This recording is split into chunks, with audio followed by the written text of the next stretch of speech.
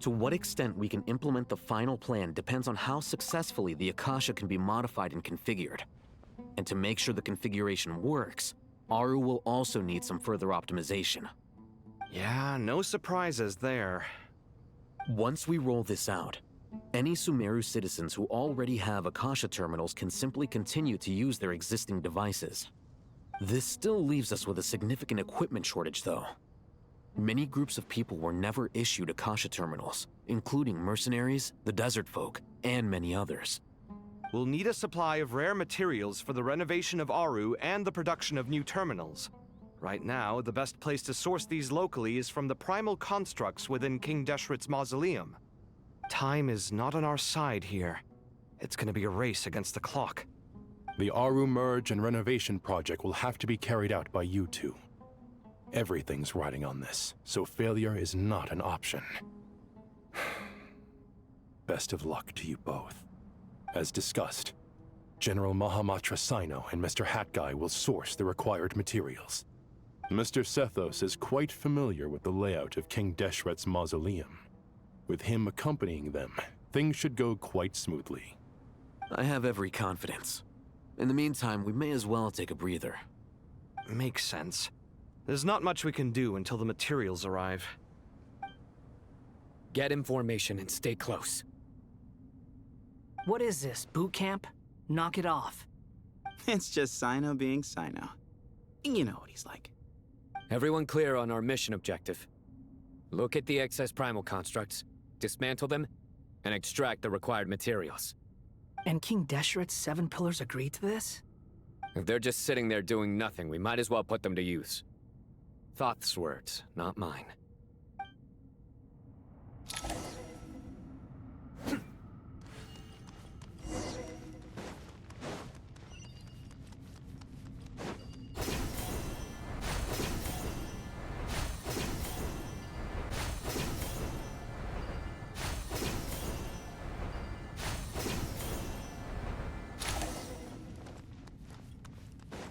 Futile!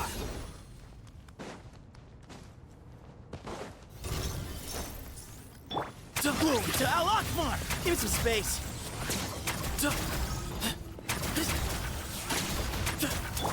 Surrender! The wind rises.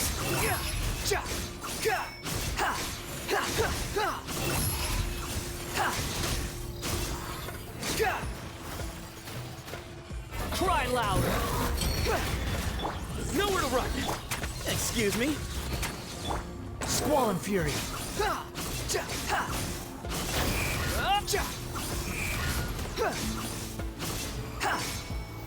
Surrender! Give me some space. Sage's wisdom!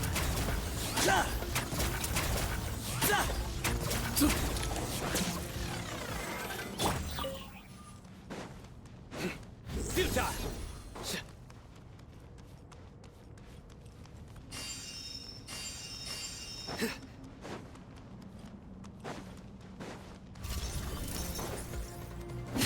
Way ahead of you!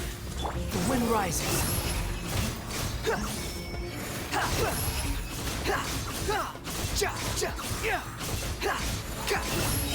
Know your place! Give me some space! Squall and fury.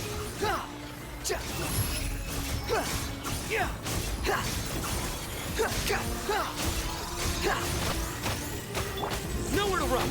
Excuse me? Unsightly insects. Boom! To Al Akbar! Way ahead of you!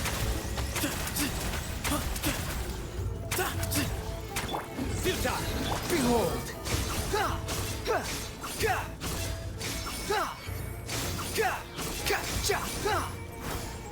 Nowhere to run! Excuse me? The wind rises. These devices should still be usable even though they're broken down. Let's take them back for the others to review.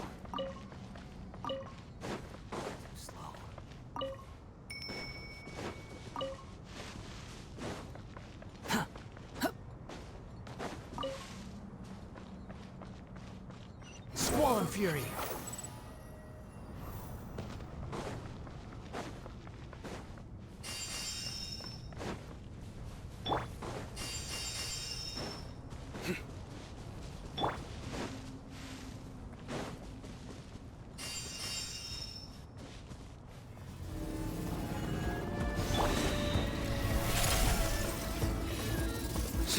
Through me, justice is served! You stand condemned!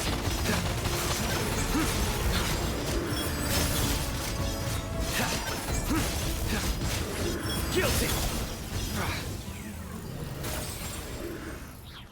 How many do we need again? Enough to make an Akasha terminal for everyone who doesn't own one. I remember you telling me how revolutionary these Akasha terminals were. You've used one before, right? The Academia declared the Akasha to be the most powerful and comprehensive wisdom dissemination system in history.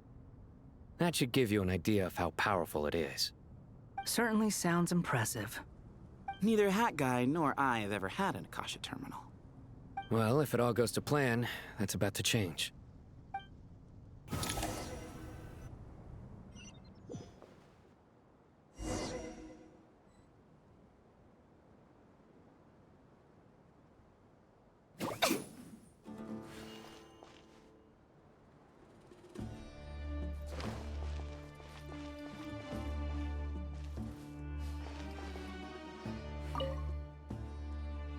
Oh, goody! Thank you so much for handling the delivery. What a long way it was.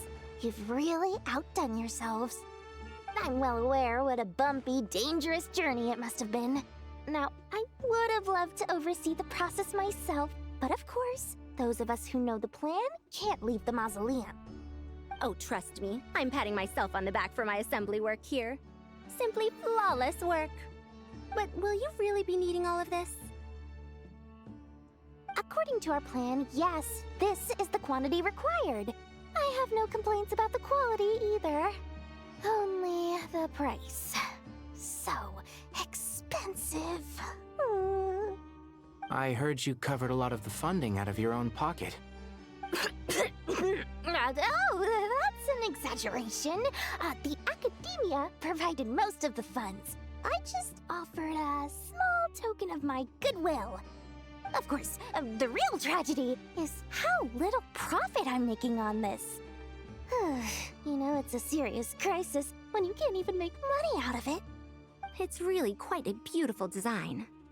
And I'm intrigued by how such a diminutive device is able to output the power of the Light Realm. Did you attend the lecture on Light Realm energy, Madame Farzan? I don't believe I saw you there. Of course I attended. I was just a little late, so I had to listen to the whole thing from outside the back door. Ahem. Anyway, I have a perfectly good understanding of Light Realm, elemental and abyssal energy, as well as the relationship between the three. Good to know. Master told me in private that the conversion process between Light Realm energy and elemental energy involves highly classified knowledge that shouldn't be disseminated too widely. But even so, the scholars still shared said information. Well, you can't enforce a rule that everyone breaks. Is that the idea? At first, the Dendro Archon was reluctant to explain it in great depth for safety reasons. Later, she came to terms with it, and simply informed my master that we would all have to face the question of survival together. To protect someone from such dangers means keeping them in the dark.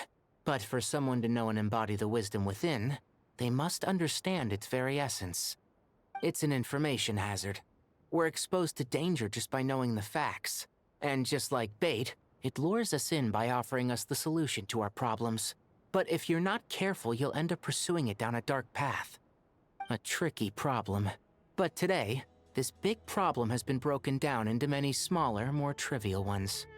What do you mean? Ah, I get it. For instance, you and I share secret knowledge, while she and I take on the risks of life, death, and fate. Something like that? Hey, what? That is not what I call a trivial problem. Well, as they often say in Vahumana, an event that is monumental to the individual is negligible in the grand scheme of history. Generally, the fate of the individual is an insignificant affair. Being from Amorta, where the subject of our research tends to be a lot more personal, I have to disagree. It's hard to dismiss the individual as insignificant. In other words, the big problem of survival has been broken down into many small, interconnected factors, and each one of us represents one of those factors. When the same secret is shared with a group of people, the same fate binds them together. Most people would find this unimaginable, but to us scholars, this is the path that has always beckoned to us. Sharing knowledge is a good way to fight against fate. I will always believe in that. All right, I think that's everything. Thanks a lot. But don't go anywhere just yet. I'll still be needing you to calibrate the equipment.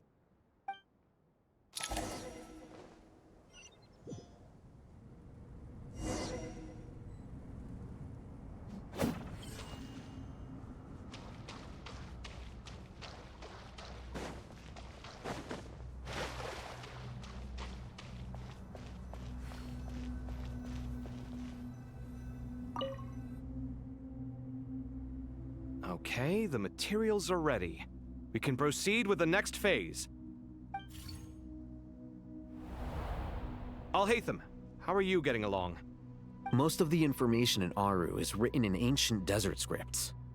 Some of this is written in a tribal language, while other parts seem to be a variant of an Oasis script, based on the glyph forms. Oh. Not lost to history, I hope. Some are. All we can do is infer the meaning based on the rules of related languages. Although, this section actually fills in some of the missing historical record. I'm transcribing it so we can bring it back to the academia. After Aru started up, 2 more lines of text appeared here. Can you read them?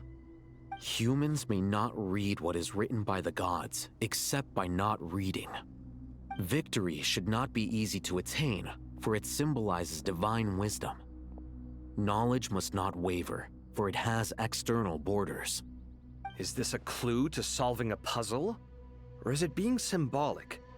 You can't read it unless you don't read it. Victory is wisdom. Knowledge is confined by borders. Wait, I think I've got it. It's a metaphor, isn't it? It's talking about... A chessboard.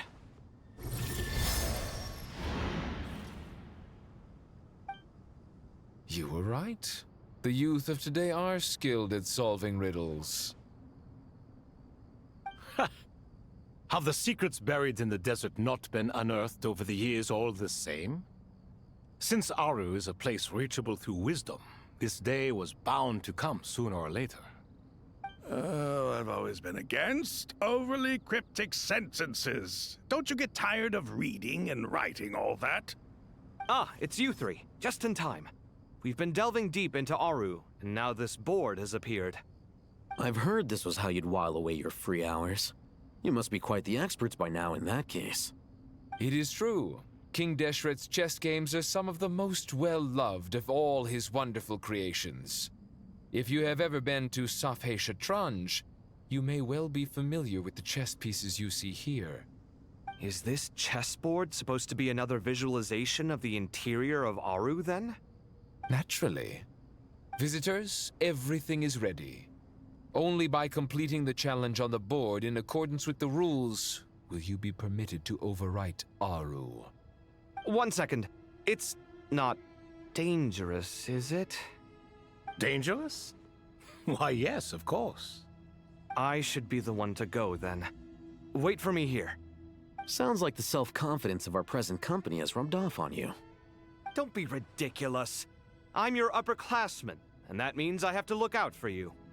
I appreciate the sentiment, but a game of chess typically requires 2 players. Besides, I'm sure they won't let things get out of hand. Keeping things relatively safe is in your best interest too, isn't it? Fair enough. I mean, you guys are controlling the difficulty, so please don't go too hard on us, all right? Ah, but Bennu said he wanted to put some respect into these whippersnappers. All right, all right. Thank you. Obviously, we'll still try to be careful. This doesn't seem like ordinary chess. Is the goal to defeat the opponent? No, you must enter the board and pass the trials we have placed there. Ready? Let's do it.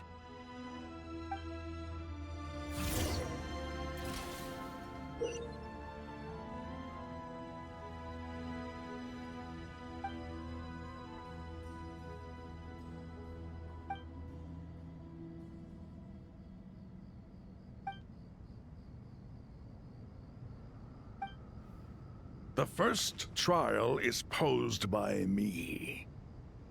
I don't think this is gonna stop us. Ah, but the key to this game lies in working together. Otherwise, you will be deemed to have broken the rules. Looks like it's up to me. Marak, can you open it? King Deshret's favorite primal construct. Living on in suitcase form, of all things. Amusing. Ho! Excellent work.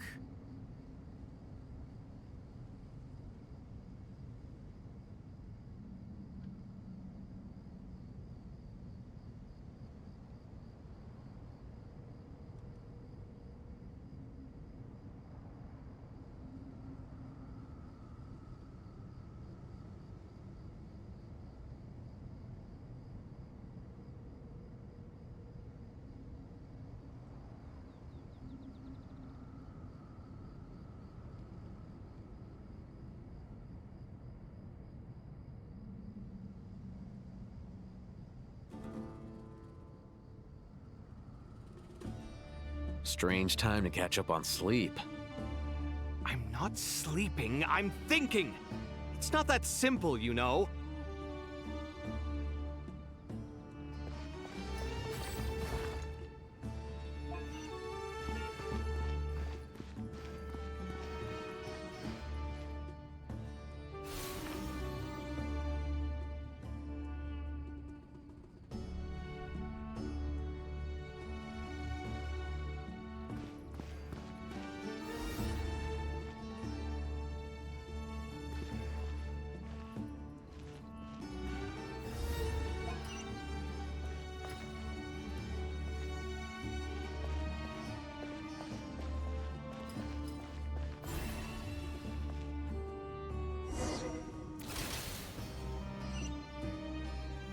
Now is the time for my trial.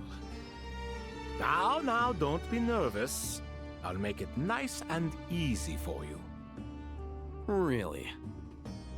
Thanks in advance. We appreciate it.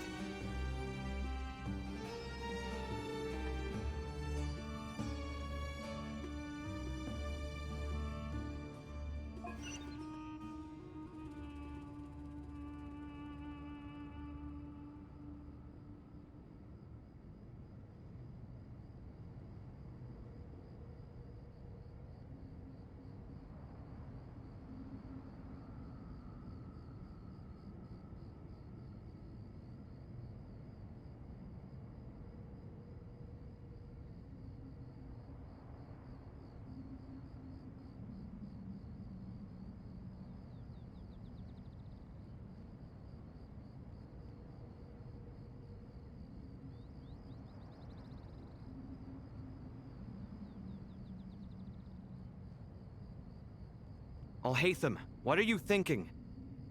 If you don't want to wait, you're free to leave. I never wanted to wait in the first place! Chessboard gave me no choice. If you say so.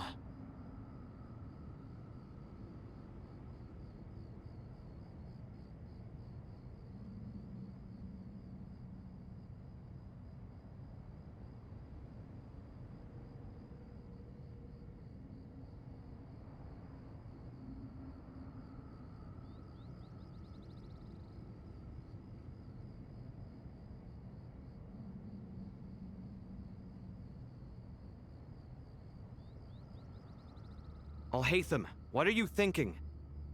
If you don't want to wait, you're free to leave. I never wanted to wait in the first place! Chessboard gave me no choice. If you say so.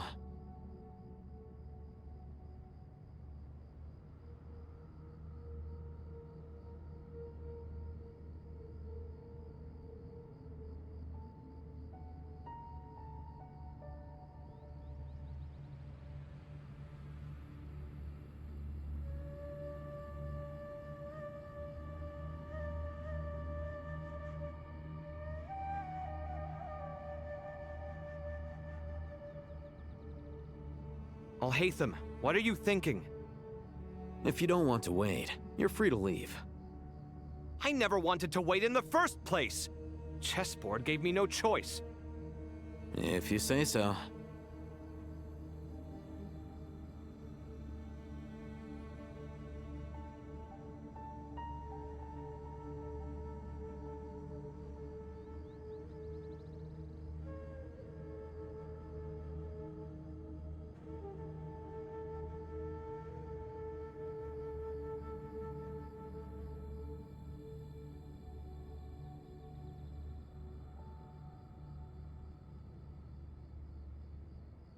Alhaitham, what are you thinking?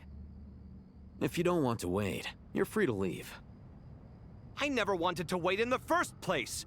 Chessboard gave me no choice. If you say so.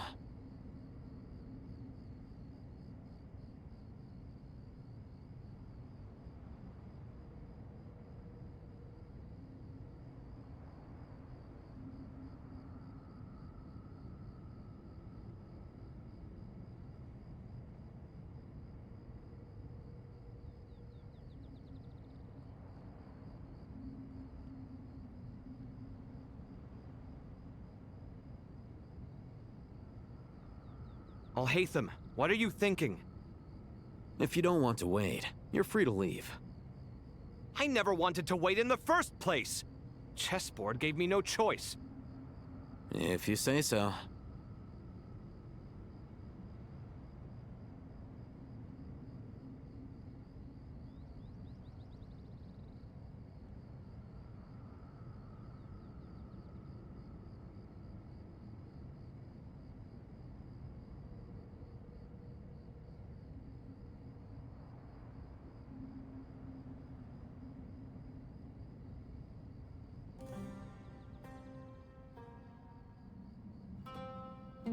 Alhaitham, what are you thinking?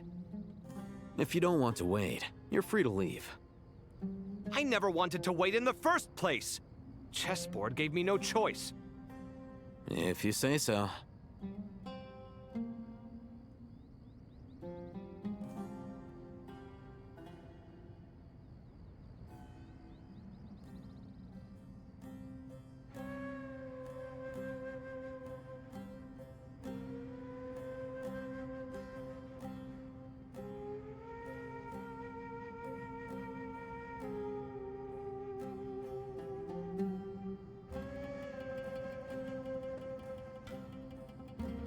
Alhaitham, what are you thinking? If you don't want to wait, you're free to leave. I never wanted to wait in the first place! Chessboard gave me no choice. If you say so.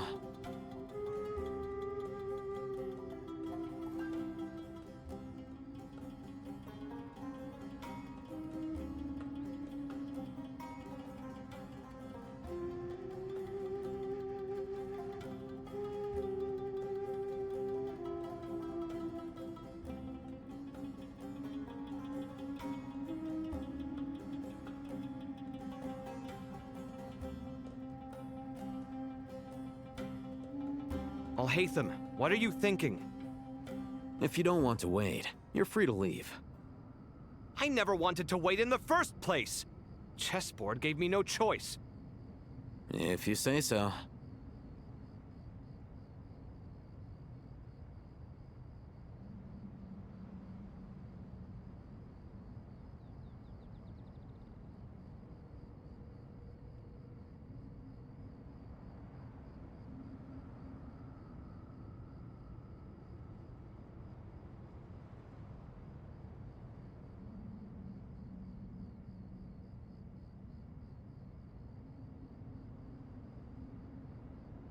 Alhaitham, what are you thinking? If you don't want to wait, you're free to leave. I never wanted to wait in the first place! Chessboard gave me no choice. If you say so.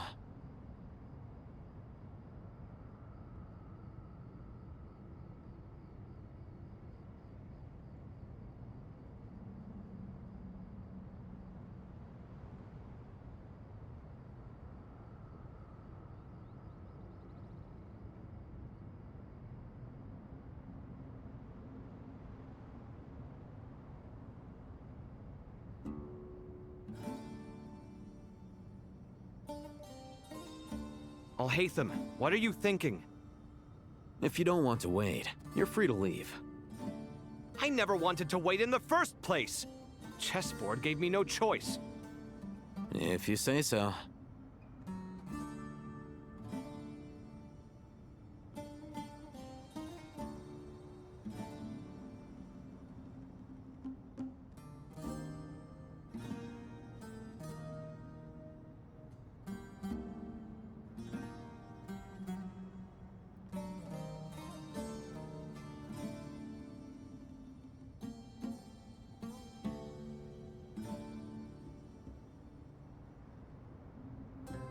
Alhaitham, what are you thinking? If you don't want to wait, you're free to leave. I never wanted to wait in the first place. Chessboard gave me no choice. If you say so.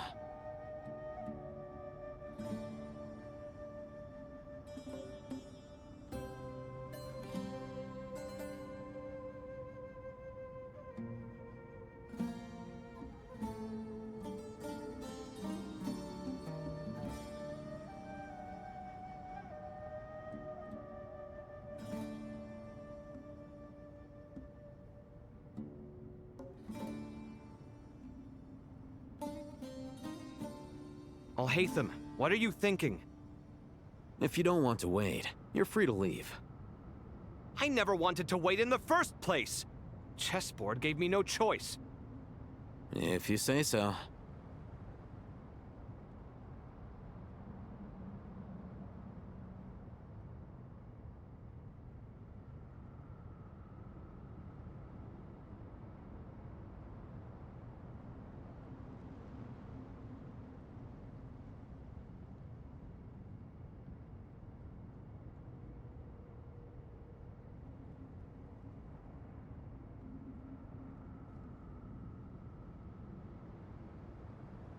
Alhaitham, what are you thinking? If you don't want to wait, you're free to leave. I never wanted to wait in the first place. Chessboard gave me no choice. If you say so.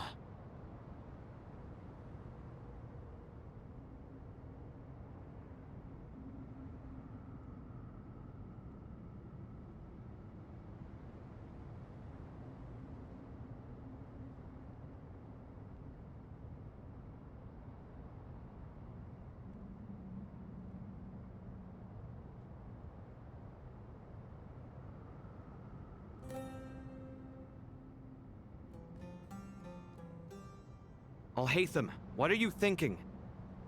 If you don't want to wait, you're free to leave. I never wanted to wait in the first place. Chessboard gave me no choice. If you say so.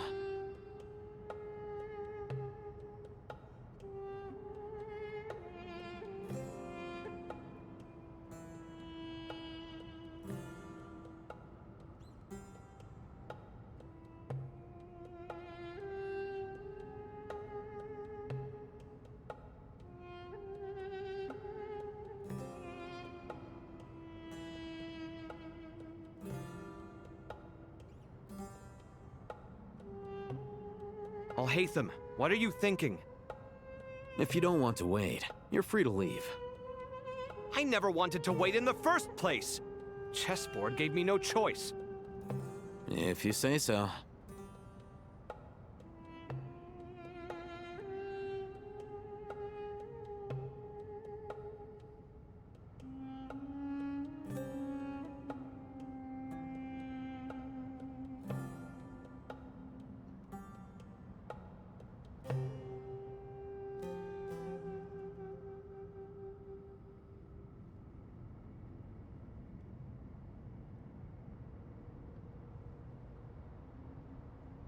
Alhaitham, what are you thinking? If you don't want to wait, you're free to leave. I never wanted to wait in the first place. Chessboard gave me no choice. If you say so.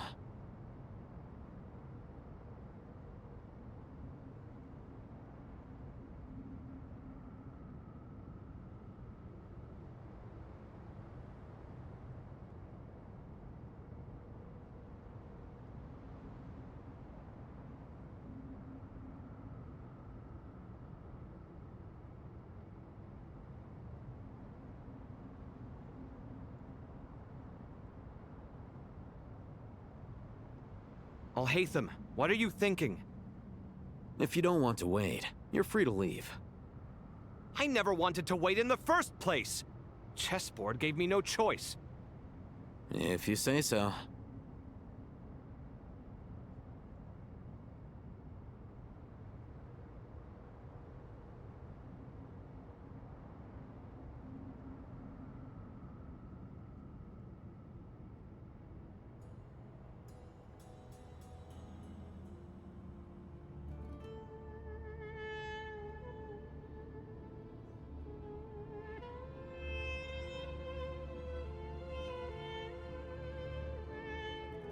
Alhaitham, what are you thinking?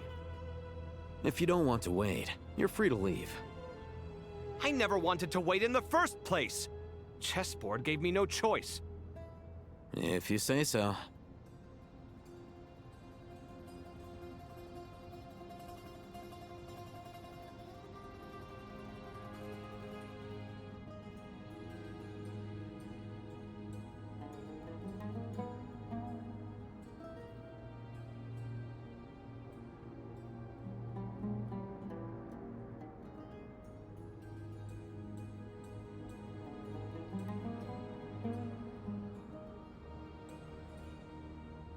Alhaitham, what are you thinking?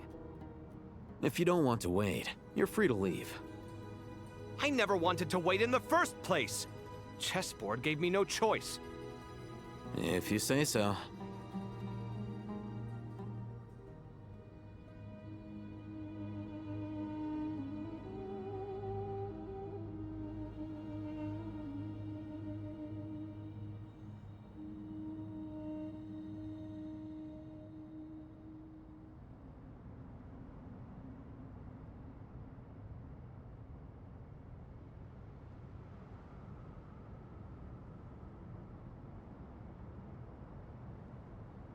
Alhaitham, what are you thinking?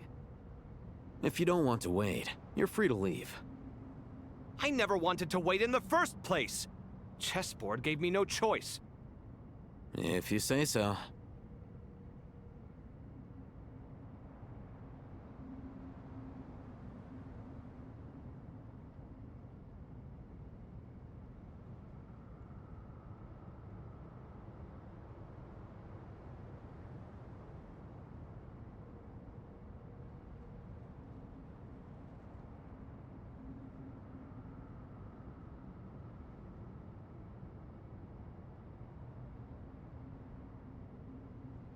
Alhaitham, what are you thinking?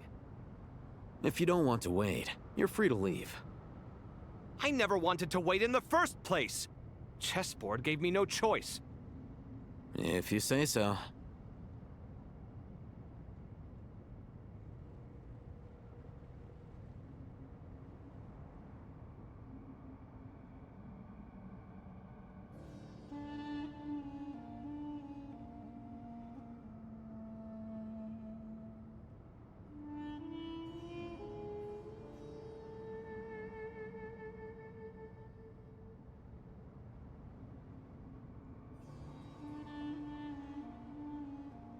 Alhaitham, what are you thinking? If you don't want to wait, you're free to leave. I never wanted to wait in the first place! Chessboard gave me no choice. If you say so.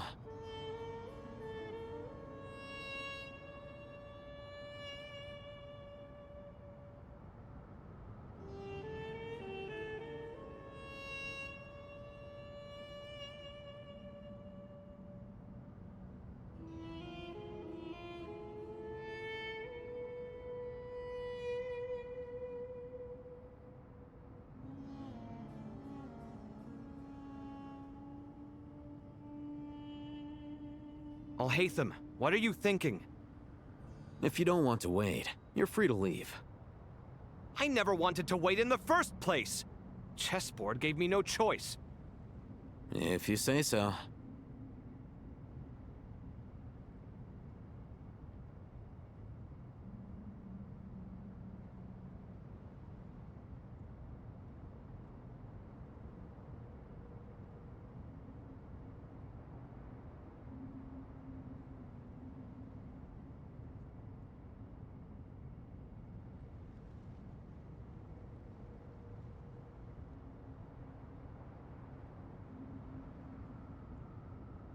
Alhaitham, what are you thinking? If you don't want to wait, you're free to leave. I never wanted to wait in the first place! Chessboard gave me no choice. If you say so.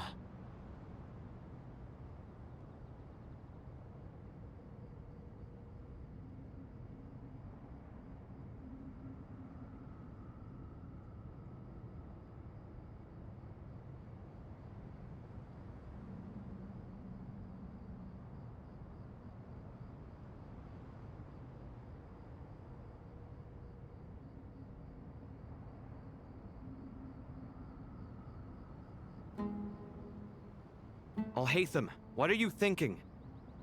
If you don't want to wait, you're free to leave. I never wanted to wait in the first place! Chessboard gave me no choice. If you say so.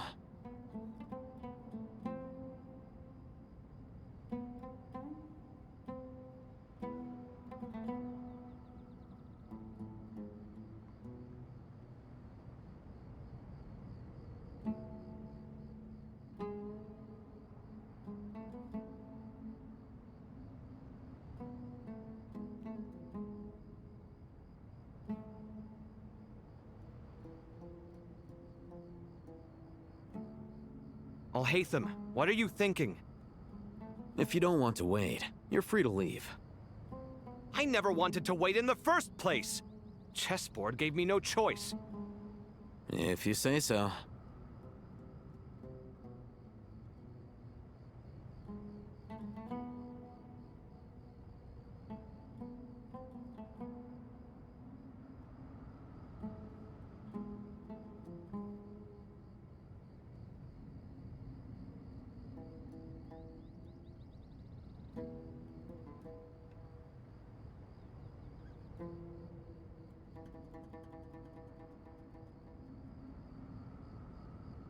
Alhaitham, what are you thinking? If you don't want to wait, you're free to leave. I never wanted to wait in the first place! Chessboard gave me no choice. If you say so.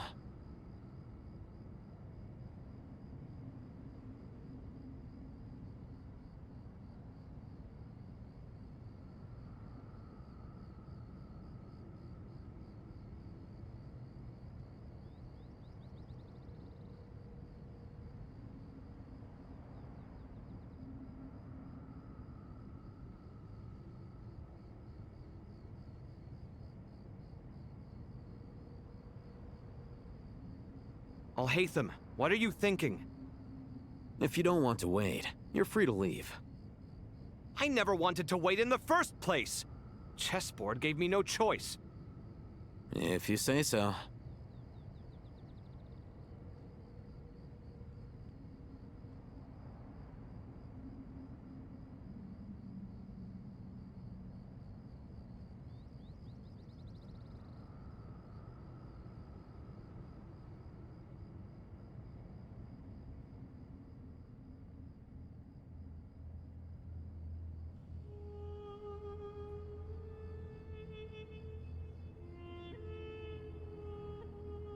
Alhaitham, what are you thinking?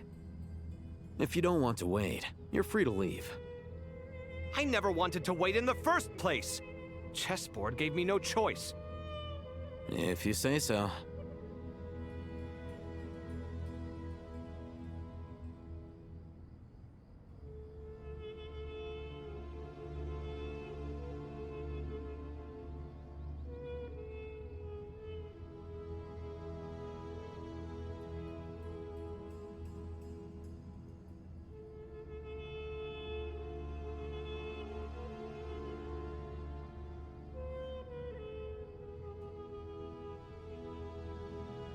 Alhaitham, what are you thinking? If you don't want to wait, you're free to leave. I never wanted to wait in the first place! Chessboard gave me no choice. If you say so.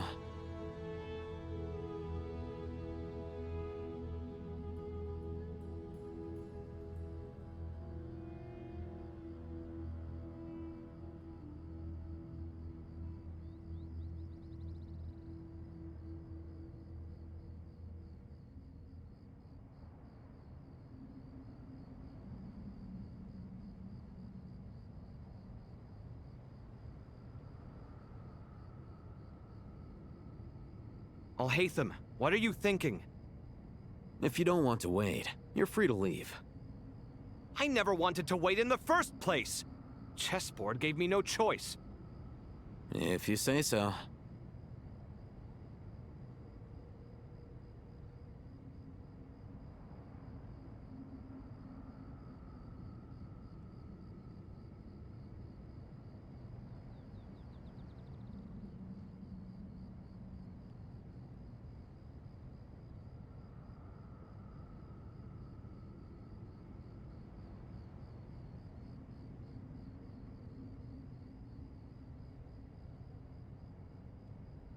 Alhaitham, what are you thinking?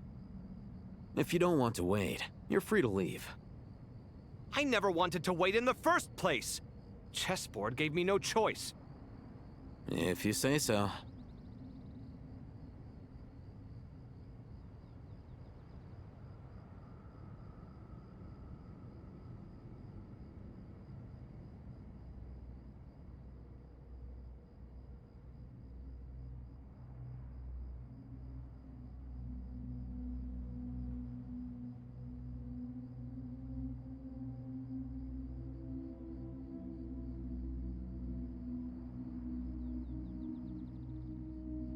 Alhaitham, what are you thinking? If you don't want to wait, you're free to leave.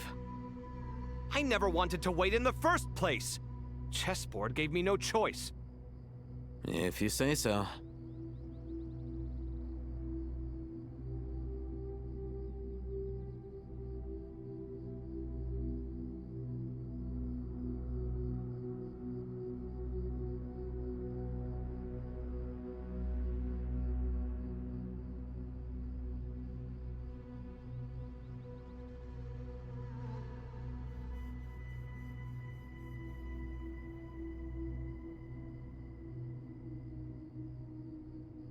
Alhaitham, what are you thinking?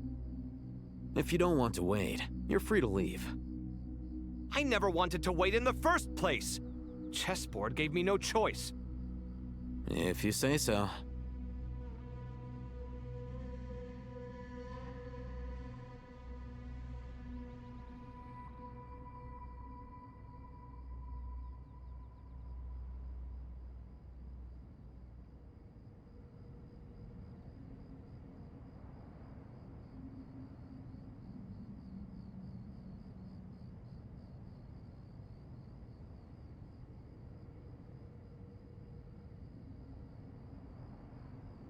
Alhaitham, what are you thinking?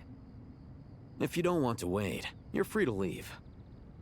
I never wanted to wait in the first place! Chessboard gave me no choice. If you say so.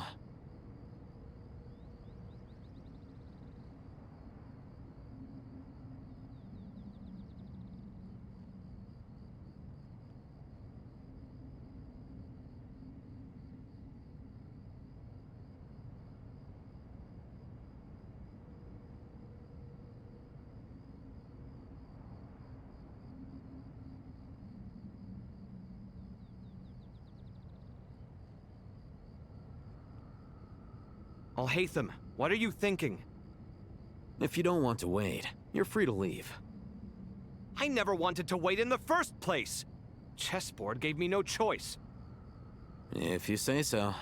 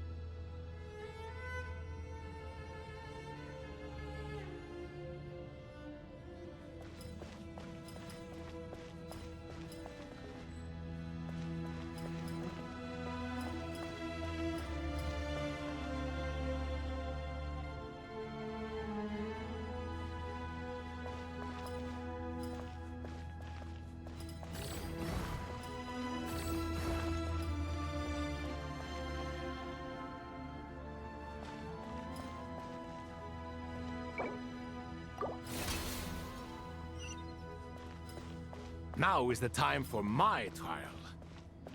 Now, don't be nervous. I'll make it nice and easy for you. Really? Thanks in advance. We appreciate it.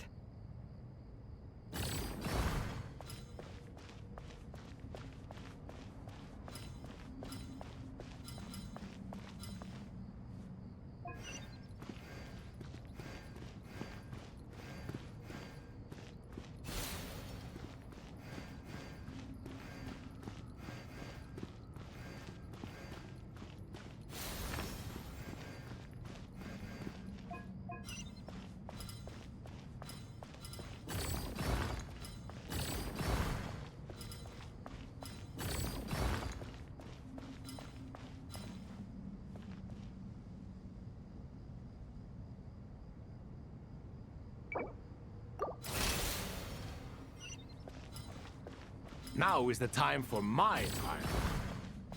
Now, don't be nervous. I'll make it nice and easy for you. Really? Thanks in advance. We appreciate it.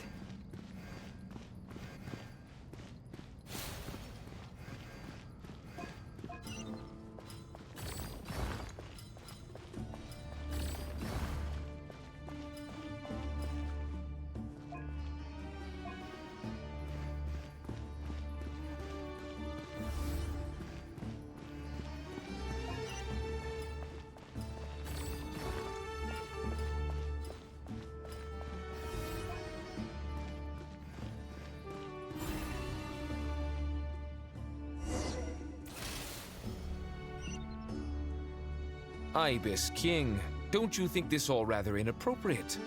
You may as well be handing them victory on a silver platter. Do not expect me to follow your lead. Ha! Suit yourself.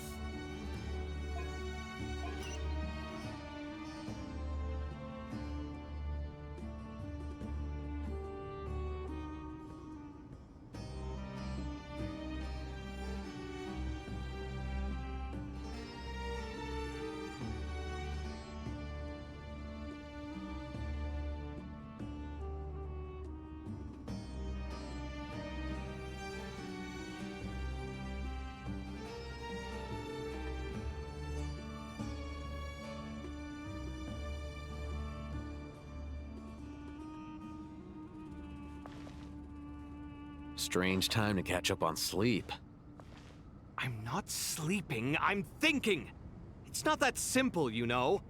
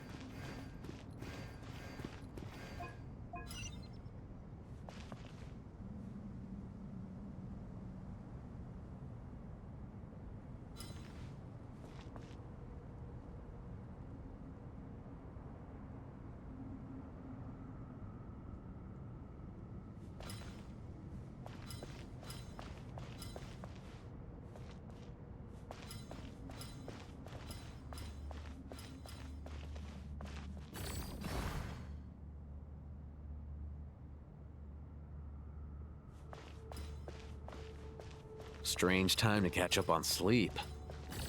I'm not sleeping, I'm thinking! It's not that simple, you know.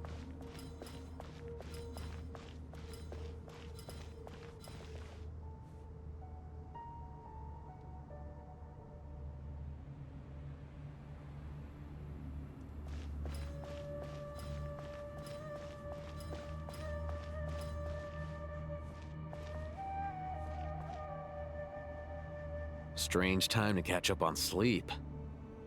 I'm not sleeping. Ibis King, don't you think this all rather inappropriate? You may as well be handing them victory on a silver platter. Do not expect me to follow your lead. Ha! Suit yourself.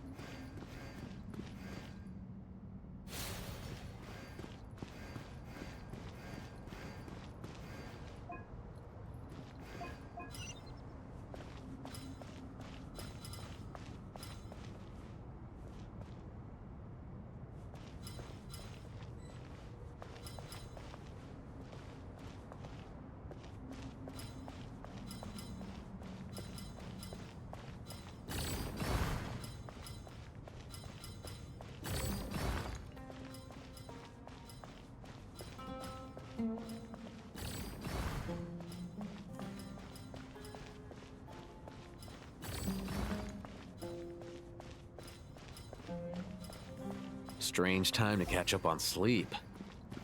I'm not sleeping, I'm thinking. It's not that simple, you know.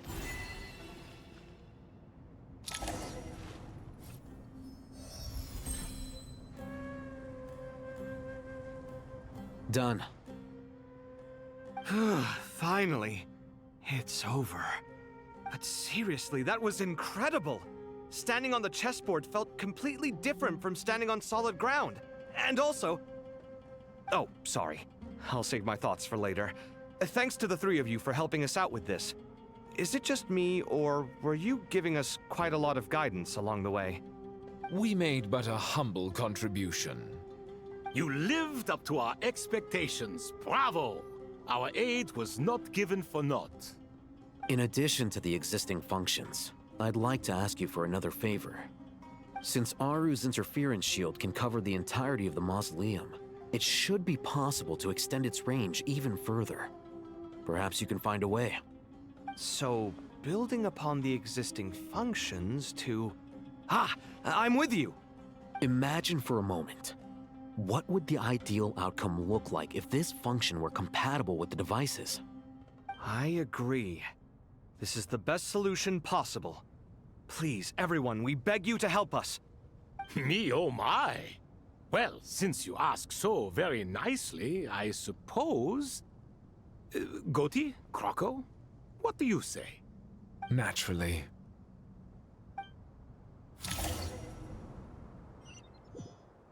Time to go! Let's go find Nahida!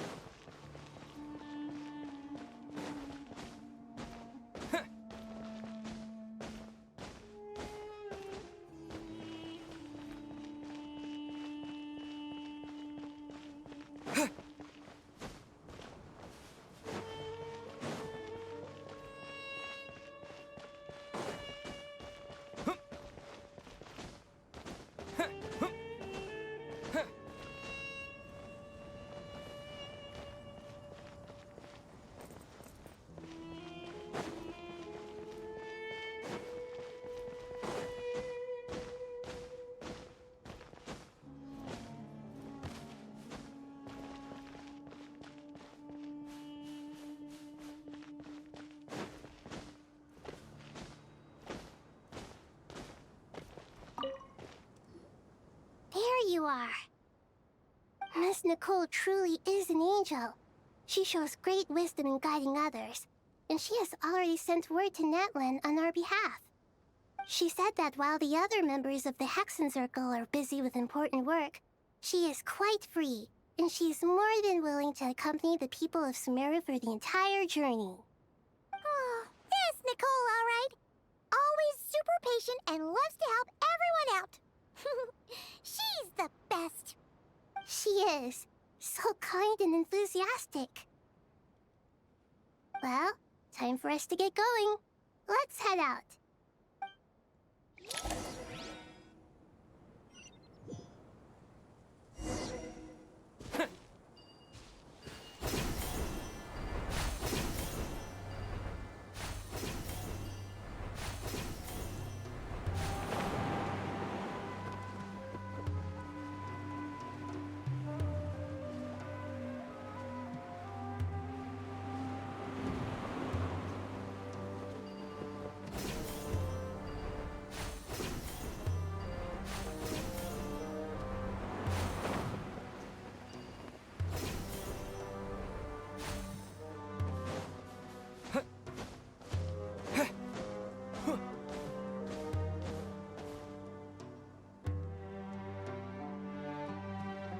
This should be one of the closest places to Natlan in all of Sumeru. There's the barrier Nicole and Nefer mentioned. It completely cuts this nation off from the others. But why? Why separate you from the rest of the world now, specifically? And if I'm not mistaken, Irminsul was polluted once before, wasn't it?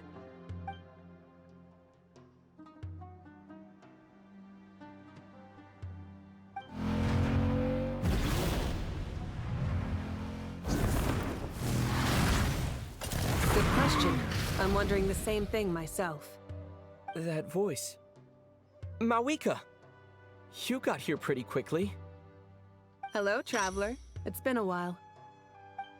Hello there. Hello, Dendro Archon. Mawika, I apologize for asking you to meet at the border on such short notice. I also apologize for not being able to greet you in person. The form in which you see me now is one carried by the Traveler. The real me is inside the mausoleum of King Deshret, and I am reaching out to you with my mind from here. Irminsul has been infiltrated by the Doctor. We must be on our guard, as he can spy on information in the world from within the tree. Fortunately, there is no record of the Traveler in Irminsul, and you are still within Natlan's borders.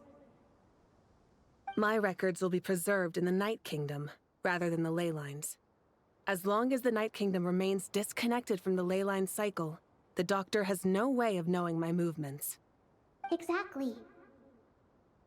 So by meeting each other in this way, the meeting essentially never happened. No wonder Paimon didn't come. You were concerned that her activity would be recorded by Irminsul. The Natlanese have heard about the situation in Sumeru. With the borders sealed off, merchants have been forced to stop their shipments. It's pretty serious, and you're the ones bearing the brunt of it. I'd like to address the question you raised at the beginning. I can offer a brief explanation, although it will sound rather cruel. I don't reach this conclusion gladly, but Irminsul predates the Heavenly Principles. It existed long ago, when the dragons of Natlan were at the height of their power. So even when the people of Sumeru became ill because of pollution, it was not a critical issue from the perspective of Irminsul itself. As long as it continues to function normally, the barrier will not be activated. But this time, the Doctor's invasion has directly affected the tree. That is what caused the barrier to deploy. The Heavenly Principles established a rule that when Irminsul is plunged into grave danger, a portion of power will be reserved to isolate Sumeru. That way, even if Sumeru is destroyed, the outside world at least has some time catch its breath. We'd certainly need it. The heavenly principles created almost everything that exists in Teyvat today. To them, preserving the existence of the world and its inhabitants takes priority over protecting Sumeru. Meaning, protecting Sumeru now falls to you. Yes. My own power may be limited, especially compared to yours. But that doesn't mean that we're just gonna sit around and wait for the end. If necessary, I will utilize any and every means at my disposal. Nicole of the Hexen Circle didn't say exactly what this meeting was about. But after hearing everything you've said so far, I think I can guess where this is going. That's right. Nahida and I discussed it at length. We both know how presumptuous this is, but... You need the Pyronosis, don't you? Yes, you guessed correctly. Originally, I only intended to borrow it, but the situation is far graver than I foresaw. So instead, what I ask of you is to please give the Pyronosis to Sumeru. Why do you sound so nervous? There's no need to be shy. Surely a gnosis is pretty important to a god. I guess, but it's not as if losing it would suddenly render us powerless. But I'm sure you don't need me to tell you that. With all the nations you've traveled to, and all the gods you've met, you must have realized that by now. As far as I'm concerned, a gnosis is basically an elemental energy enhancer. But I don't usually use it. You know me. I like to think I'm pretty strong without it. Yeah, not about to dispute that. So you see, you don't need to sweat it. Here, take the Pyronosis. Huh? Just like that? Uh-huh, just like that. To tell the truth, I've always toyed with the idea of giving it to someone who needs it more than I do. I know you accompanied Nahida here to try and increase the chance of success. It's a good thing you did, because your involvement is one of the main reasons you've managed to persuade me. Are you sure about this? Handing over your gnosis just because of me? I won't try to quantify it, but trust me. Handing over the gnosis to Tumaini is far from the craziest idea I could think of. Besides, even if you hadn't come here personally, I think I still would have agreed to Nahida's request. Irminsul doesn't just affect Sumeru. It impacts all of Teyvat. I know all too well how difficult it can be to protect the things you care about. So logically, morally, or however you want to cut it, helping you is the right thing to do. You don't need to tell me the specifics of your plan. Where the Gnosis is involved, the tighter the secrecy, the higher your chances of success. Malika, my heartfelt thanks go to you and the people of Naplan. Don't mention it. But now for the hard part. How do I actually give it to you? The Irminsul barrier is right in the way. I have an idea.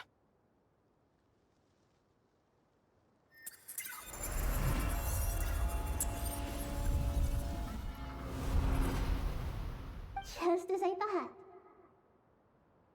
thought. Incredible. What did you do? Just made a lucky guess. This seems to happen quite a lot. Things that apply to everyone else don't seem to apply to me. I figured the same might be true here. Irminsul usually produces effects based on the records it holds. Since the Traveler is a Descender, Irminsul contains no records of him, and thus has no way to impede him. Is that right? You really are full of surprises. Catch.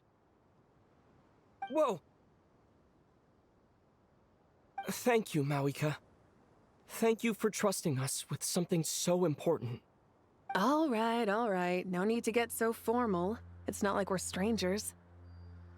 Besides, there's still one problem. You might be able to pass through the barrier, but I don't know about the Gnosis.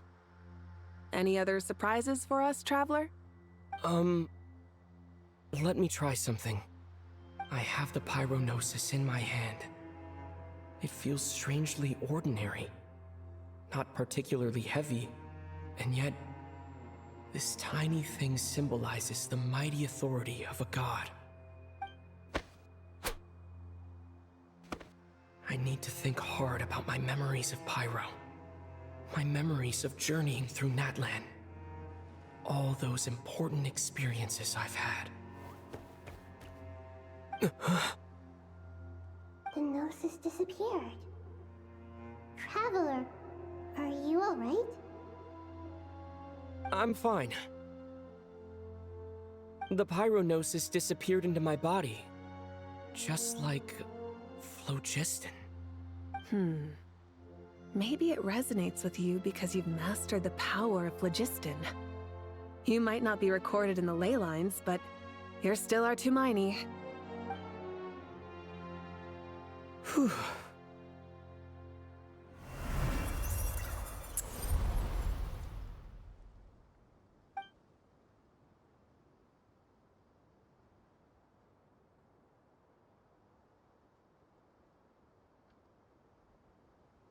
Please allow me to express my gratitude once again, Malika. Pleasure. Well, I've given you all the help I can. The rest is up to you. Good luck. We won't let you down. Yeah. We aren't about to lose.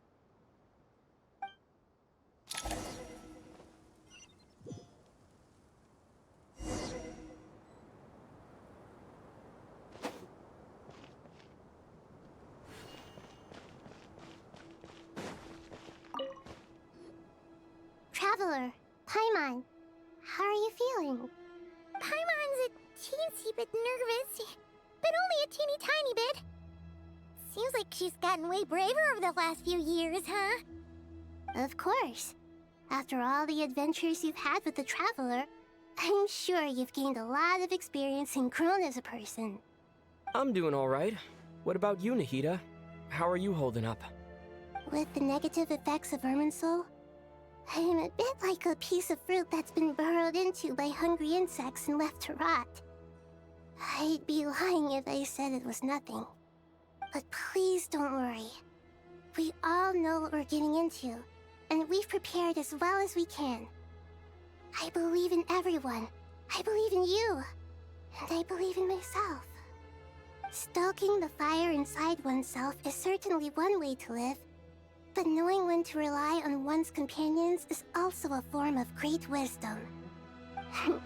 I've been quietly learning little things from everyone, like plucking tufts of fur from a sumpter beast.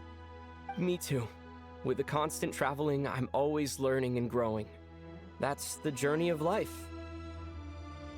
I think there's someone else here who would share that sentiment. Don't worry about what I think. I was just passing by and happened to overhear your conversation. What are you talking about, Hat Guy? This is the top floor.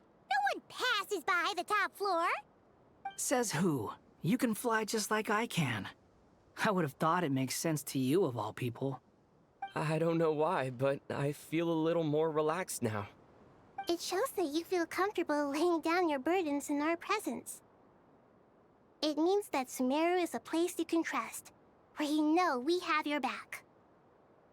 And we feel exactly the same way around you. That's what it means to be friends.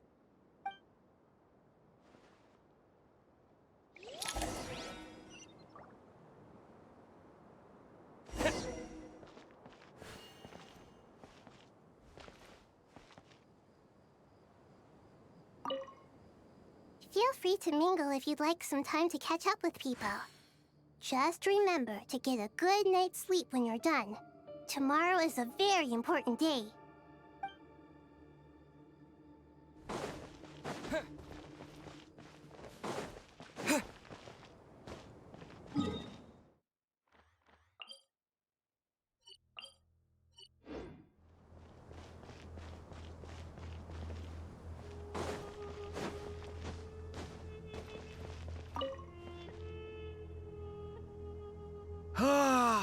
It's finally done. Ugh, but I have a nagging feeling that there's something I've forgotten. Oh, there you are. Everything wrapped up on your end?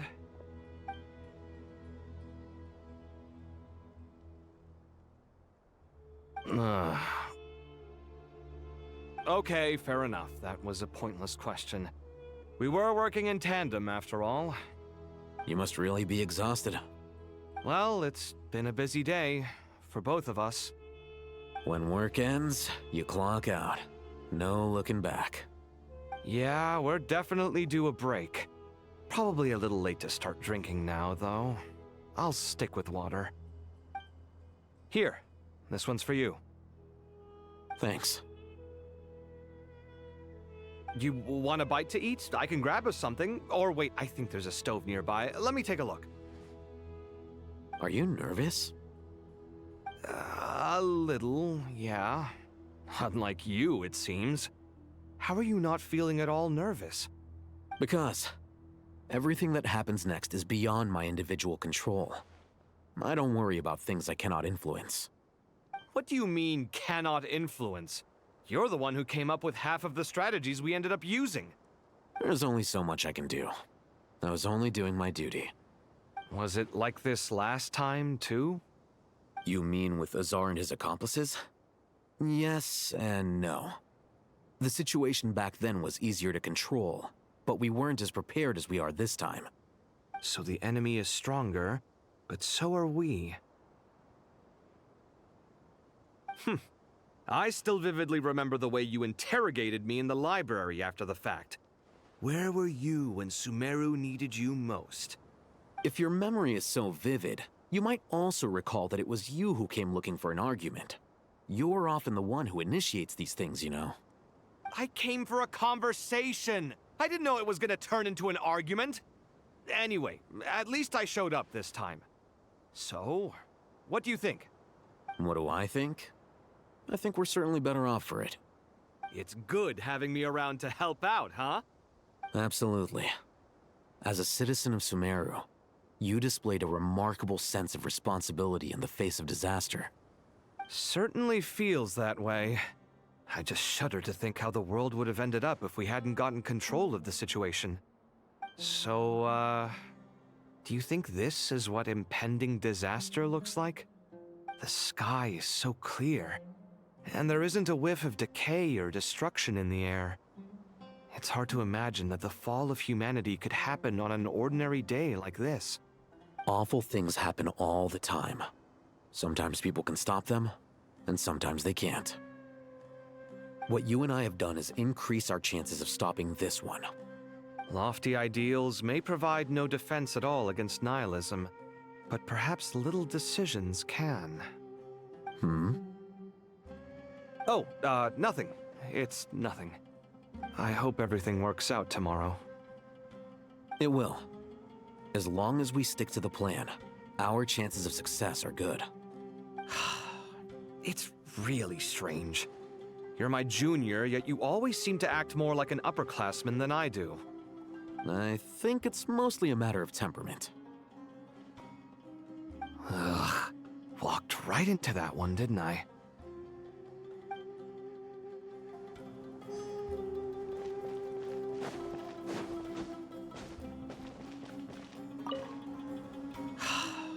It's really strange.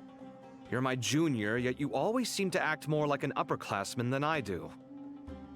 I think it's mostly a matter of temperament. Ugh. Walked right into that one, didn't I?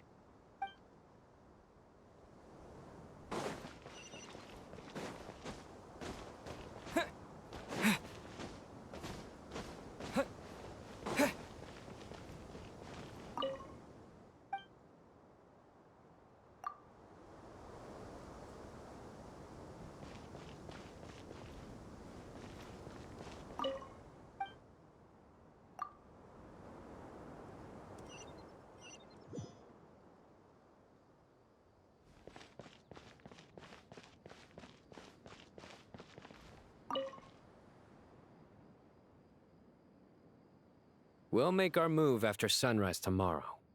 Good. Is everything ready? As much as possible. That'll be enough. Don't let the pressure get to you. We'll take things one step at a time. That's how we've always done it. Master Tainari! Mr. Sino! So this is where you were. I brought some juice and some water. Would you like some? I know how easily you get dehydrated in the desert, so you should definitely have some water. In which case, I'll have the juice. I gotta ask, though. Who's on juice-making duty at a time like this? Madame Farazan said she was feeling a little nervous, so I told her about the automatic juicer my friend invented. She took it right off me and started making carton after carton of juice. A juicer? Did Sucrose send that to you? Yeah, I hadn't had the chance to try it out before this incident occurred, but I couldn't bear to leave it behind in Gandharvaville. The juice is very sweet. I think so too. Kale, how are you feeling? Physically, I'm okay, but it just still feels strange to me. Why would a great power like this come to someone like me?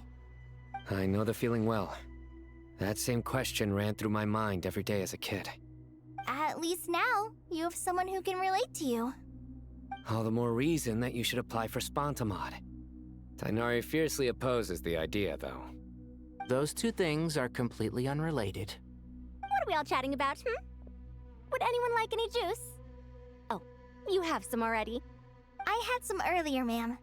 Maybe give the extra to someone else? Very well, very well. I shall be off then. There's this enormous power, and then there's little old you. You feel like there's no connection between the two. And that sense of dissonance is difficult to get used to. Yeah. But after all this time, I can't believe this stuff still gets to me sometimes. Makes me feel a little childish. Kale, just because we normally keep the conversation light doesn't mean we can't discuss deeper issues. I don't think it's childish at all. You were the victim of a terrible crime. It's normal to struggle with the fallout from it. You have absolutely nothing to be ashamed of. My professor once told me that no incident can be considered truly resolved until the victim says it's over. Your rage and your pain are completely justified. Thanks. Miss Nicole said that the same god remains which were once used to inflict so much pain upon me have now become a weapon with which I can protect everyone. It's like my own personal kind of evolution. Every innocent person who's been hurt needs time to realize that it wasn't their fault. I was the same. But it's all about to be over. Tomorrow, it ends for good. I don't know if you've noticed, but you rarely stumble over your words anymore, and your outlook has become much more positive. It's a big change from how you used to be. And since this isn't over, you can settle the matter on your own terms. It's time you seized back control. I believe in you. Yeah. Sumero is my home. And it's so important to me. I have to protect it. No. I will protect it. And once you're done, how about you come back and apply for Spontamod? Stop it with the sales pitch, would you? Hey, excuse me. There are still 3 unclaimed cups of juice here. Why don't you take one each? Ugh, my arms are getting sore from carrying them around everywhere. Madame Farazan, why are you... Here, let me take them off your hands. Thank you, Madame Farazan. Drink up and enjoy my handiwork. I think I'm going to make something else now instead. Please, try to relax, Madame Farazan. Your nerves are starting to get the better of you. I know, I know.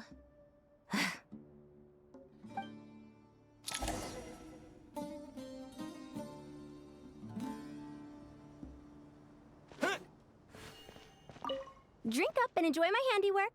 I think I'm going to make something else now instead. Please, Try to relax, Madame Farazan.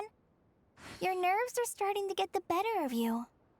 I know, I know.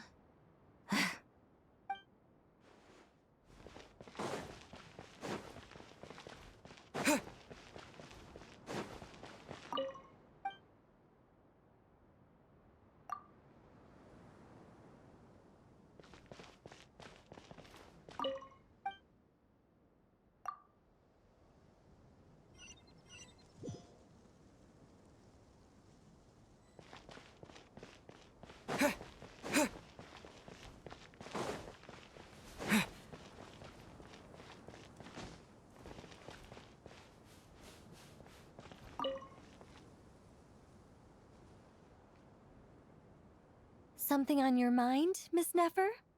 Nothing in particular. It's just... right now, the future feels strange and unfamiliar. But the future has not yet arrived. How can you say how it feels? Some people know that there's an impending disaster. Others remain blissfully unaware. Each group is imagining an entirely different future while walking towards the same one.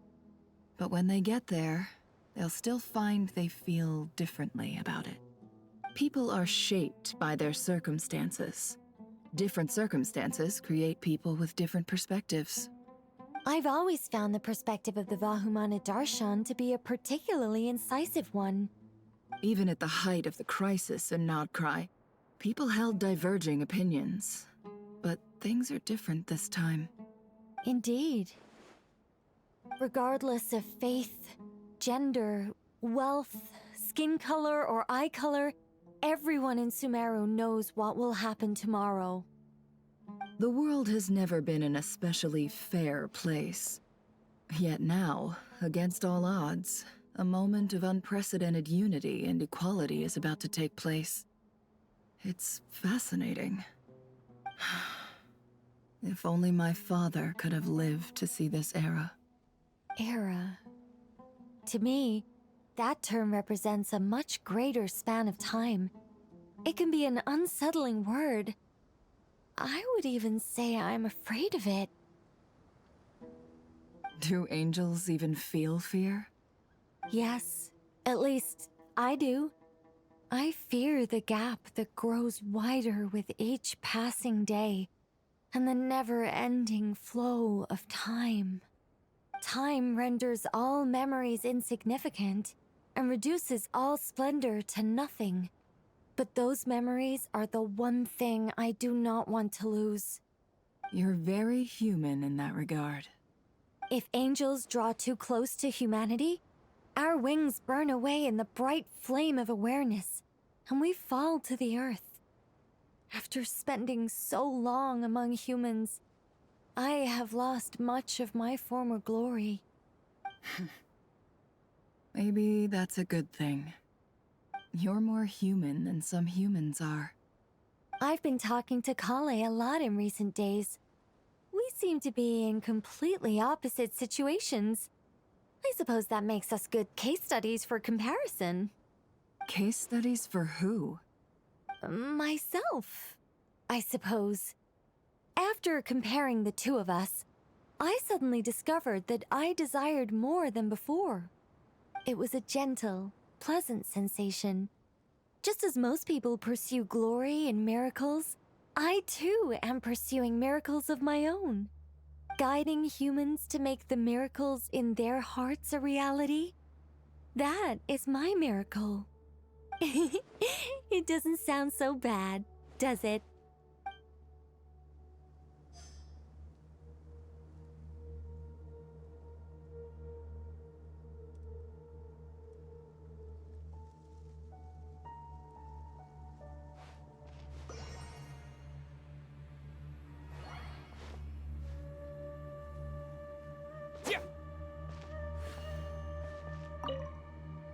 It was a gentle, pleasant sensation.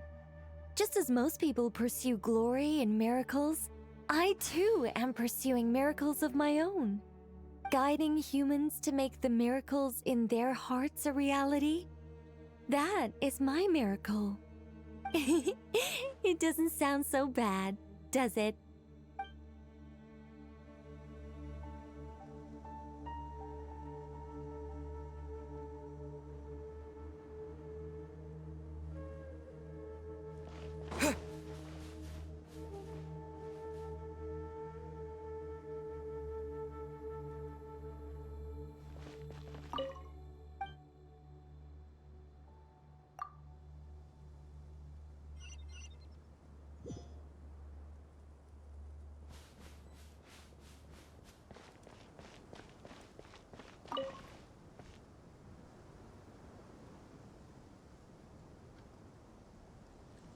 Look at the time. I should head back. I'm so sorry. I was in a hurry and didn't look where I was going. Are you all right? I'm fine. Wait, you're... Have we met? Not exactly. I think we may have crossed paths by the house of Dana before. Oh. You're Hat Guy! From Vahumana, right? You recognize me? The clue's in the name. Mr. Hat Guy. Fair point. It's getting pretty late. What's keeping you up? I could ask you the same question. If I'm not mistaken, all the workload for the Ratawa Histarshon wrapped up a good while ago. Well, I have something of a background in Satyavada life, so I was helping the Dendro Archon make some preparations. But I must have lost track of time. Did you find the experience enlightening at all? Honestly, it was tedious and uneventful at first. But eventually, I think I did sense some profound truths. But they also brought a lot of suffering with them. I was told that I even shed tears while I was meditating, though I have no idea why. Sorry. I hope I'm not scaring you. Not at all. It just proves you're very accomplished in your research. Good night. I wish you all the best for tomorrow. Thank you, sir. You too.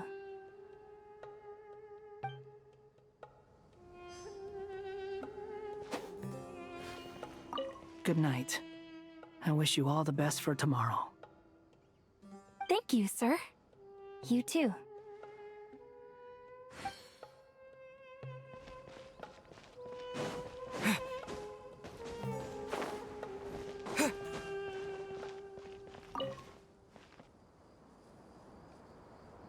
Too bad we've got a fight tomorrow. I could really do with a stiff drink. Let us pray instead. Prayer. How nostalgic. Lord Sangama Bay. Came to get some fresh air too, did ya? That's right. Actually, I was hoping I might run into you, Dia. I wanted to let you know that I've stocked up on that perfume you said you were so fond of. No, really? I'll take 2. Any chance of a friends and family discount? I knew you'd ask that. And I'm afraid to say that... Surprise! It's free of charge. That's very generous of you, Lord Sangama Bay. Does this mean you've made a fortune in Nodcry? Nope. Turns out, it's not that easy to turn a profit there. I even ran some assorted losses. But anyway, that has nothing to do with why I wanted to give you and Dia a small gift. Remember that merchant caravan you two rescued in the desert last month? That was transporting my goods! No way! I had no idea that was your shipment. Explains the, eclectic mix of goods, though. Lord Sangama Bay's investment in the desert and generous stockpiling of goods has helped many people over the years. The shelters you funded especially have made life a little easier for the children and the elderly. Wait, how did you know about that? Oh, I see. Nefer told you, didn't she? Ugh, that pesky lady. Aren't intel brokers at least supposed to charge for divulging people's secrets? She and Candace go way back. It's normal for close friends to share things you wouldn't tell to everyone else. Sure, but why did they have to be things about me? That's how Nefer shows that she cares. She wishes for all of us to know what a generous person you truly are. It must be hard trying to make a living far away from home. Just because we can tell what kind of person you are doesn't mean everyone else can. Well, maybe her intentions were partly good, but I don't think that's the full story. I'm sure she enjoyed knowing how much it would annoy me. I'm telling you, Nefer's got a mean streak. Definitely with you on that. Does praying help you stay calm? Defending one's home is a just cause. My heart is filled with a mix of anger and hope. Anger. You know, being able to get angry is a good thing. It shows that you're in touch with the real world, and that you have the passion to pursue something you believe in. Oh, my lady? What are you doing out here? Just taking a walk to clear my head. And look where I ended up. Were you praying just now? Yes, Miss Dunyarzad.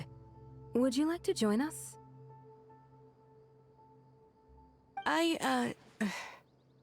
Come on, it's fine. She won't mind who you pray to. Oh, then sure. I remember you, Miss Dunyarzad. You visited my shop before. If I recall correctly, the god you worship is the Dendro Archon, correct?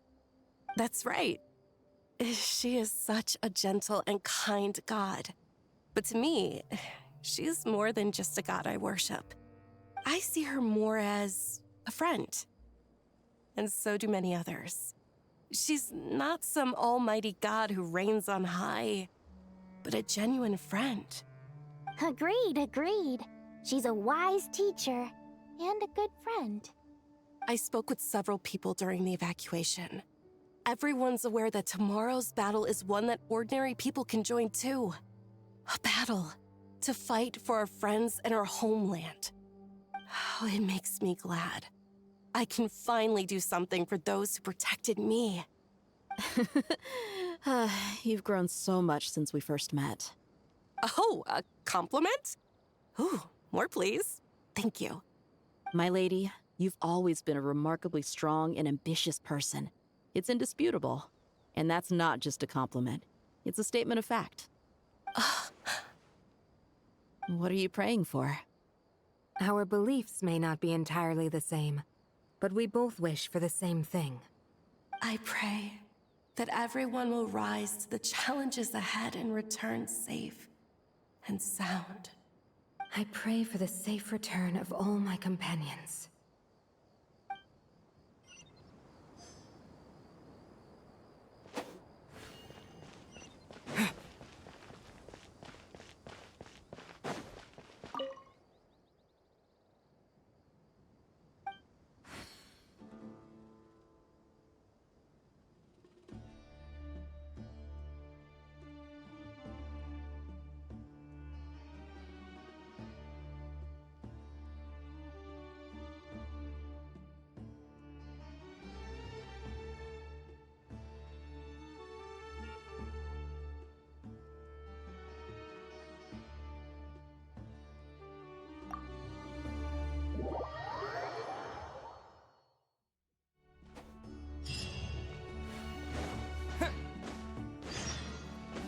Time to go! Let's meet the others at the mausoleum of King Deshret.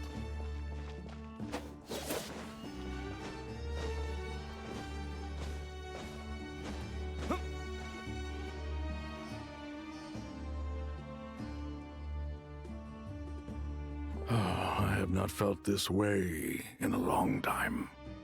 Standing up high, gazing out at the rolling dunes. One cannot know what freedom truly means without first losing it.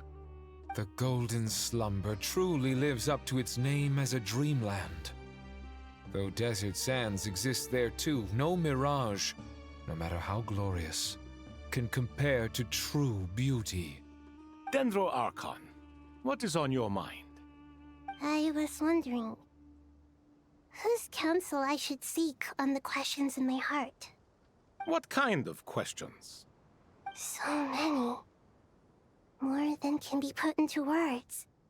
As I once said to a friend, we look, we see, and we comprehend. But the question still troubles us. What are the many disasters that this world faces, but the sum of all irresolvable questions? The biggest question you should be asking is how to seize victory. Yes. Although, I would express it differently. I must not fail. And so the question I am most curious about now is whether the path to victory will be an arduous one. What we declare to be a young sapling, we may, in fact, find to be a towering tree, if we would only cast aside our ignorance and look beyond the veil of time to see her true form. Nahida! We're here! Just in time. The preparations are almost complete. Ready when you are. We're here too. Miss Nicole! Miss Nicole! You run so fast! I thought I'd get a lot of exercise as a forest ranger, but I can barely keep up with you. Sorry, I got a little carried away. Lesser Lord Kusanali, the equipment is ready, and the modifications to Aru are all complete. As discussed during our meeting, Accessing Irminsul via the Akasha is no longer feasible at this stage. There are other options, it's just... they're a little more extreme, and more technologically demanding to implement. Maybe you should take it from here. The architecture and functionality of the Akasha terminals overlap considerably with Aru. There is reasonable evidence to suggest that one was developed based on the other, or that they both utilize technology of the same origin. As long as the transplant and merge operation succeeds, Aru should theoretically work on a scale greater than the Akasha and approximately equal to Irminsul. It will become the largest active computing device in all of Teyvat. A system this powerful is capable of a lot of different things. In the past, the Akasha was primarily used for one-way information transmission, but I suspect it could also serve as a central bridging hub. In the pursuit of greater knowledge, some scholars have attempted to connect their consciousness to Irminsul through the use of terminals, incense, and meditation. Correct. In academic language, scholars who reach that stage are said to have entered Satyavada life. Hypatia has performed this practice many times in the past, and she was once under my care for a period of time. Right. And this at least proves that there is a zone within Irminsul that can be connected to. that's right. Providing wisdom to the people is one of the very reasons for Irminsul's existence. I think I understand where you're going. Please, continue. In that case, I'll skip to the conclusion then. We need to further modify Aru, merge it with the Akasha, manufacture terminals, and distribute them to every single person we can reach. Every person? Even the desert folk? Yes, everyone. I've already calculated the amount of raw materials we need. So you mean we're going to get new Akasha terminals? Yes, but this time the people of Sumeru won't be using them to acquire knowledge, just to connect to Irminsul. That's the key. When we evacuated the city, we brought all the important assets from the House of Dana, in case we ended up needing them. Fortunately, this included the Akasha system's main terminal. We've checked all the relevant records, and one thing is certain. Nothing like this has ever been done on this scale before, so... Everyone in Sumeru is part of the plan. Whoever controls the people controls the situation. Since this function of Irminsul was introduced, it has only ever been made available to scholars, who don't constitute a particularly large group of people. But by expanding the scale to include all the people of Sumeru, all the individual connections will stack up to create a significant load on the system. Under normal circumstances, Irminsul would be able to cope with the additional load. But with it already being under strain from other activities, its remaining capacity is limited. Thus, it might be possible to shut it down completely by overloading it.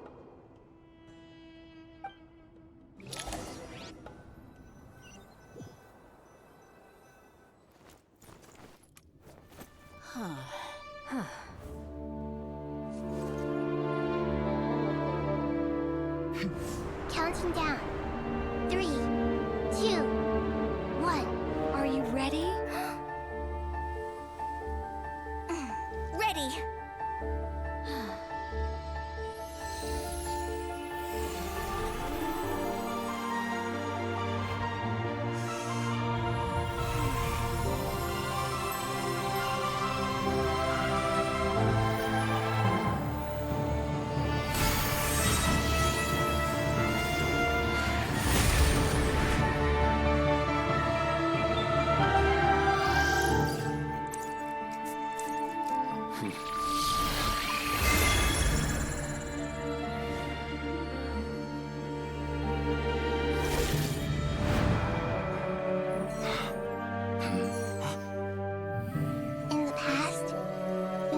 sought knowledge, they turned to the Tree of Wisdom.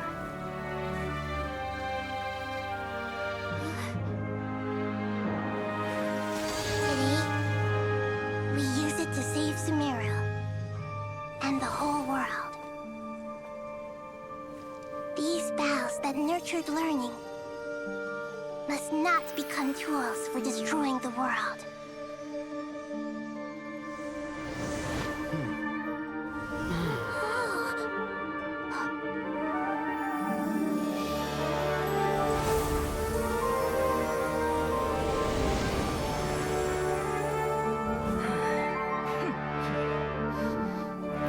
Stop. Please stop. End this transformation.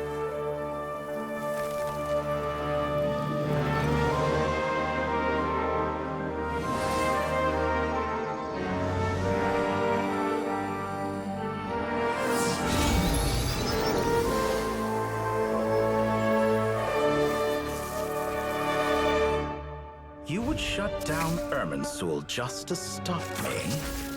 You fools. I have all the time in the world.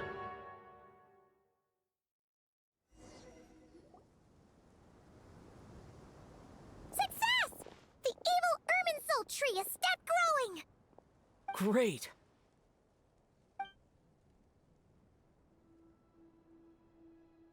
What a display of true courage!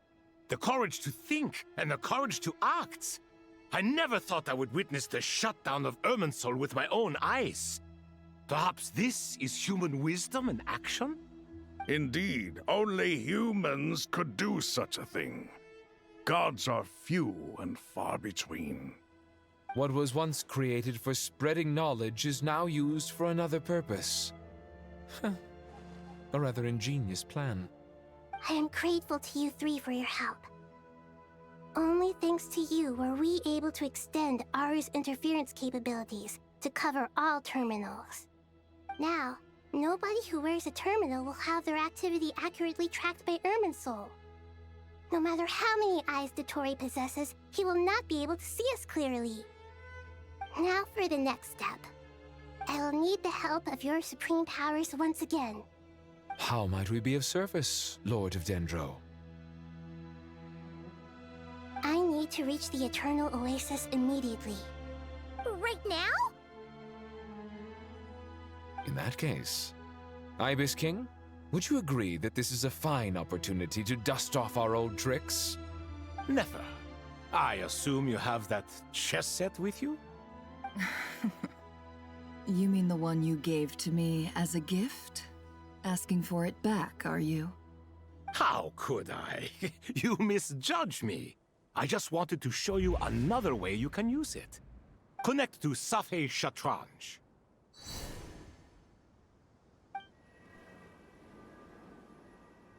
Safhe Shatranj? You mean that place in the desert? Thoth's chess set gains its power from the chessboard laid out in the desert by King Deshret and ourselves. All ceremonies conducted using the chess set must be activated via Safhe Shatranj.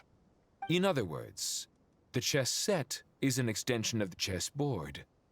In the past, moving a chess piece was a sacred and momentous act. Transfer initiated. Entering live combat mode.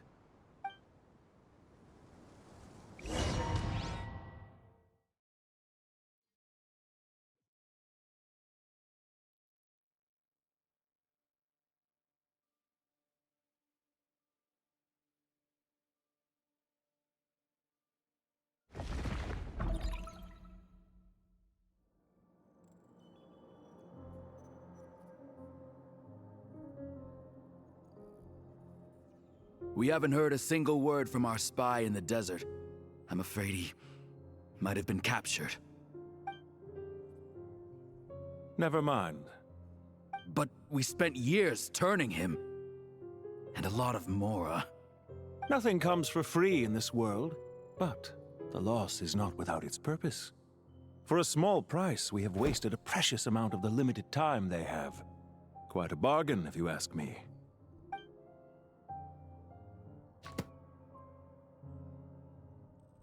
Understood. Weighing profit against loss is a necessary part of life.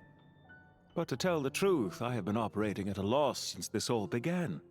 Since many centuries ago, in fact. For instance, why would a banker act as the executor of a will? If you hadn't deposited your personal belongings at Northland Bank, I would have no reason to be here right now.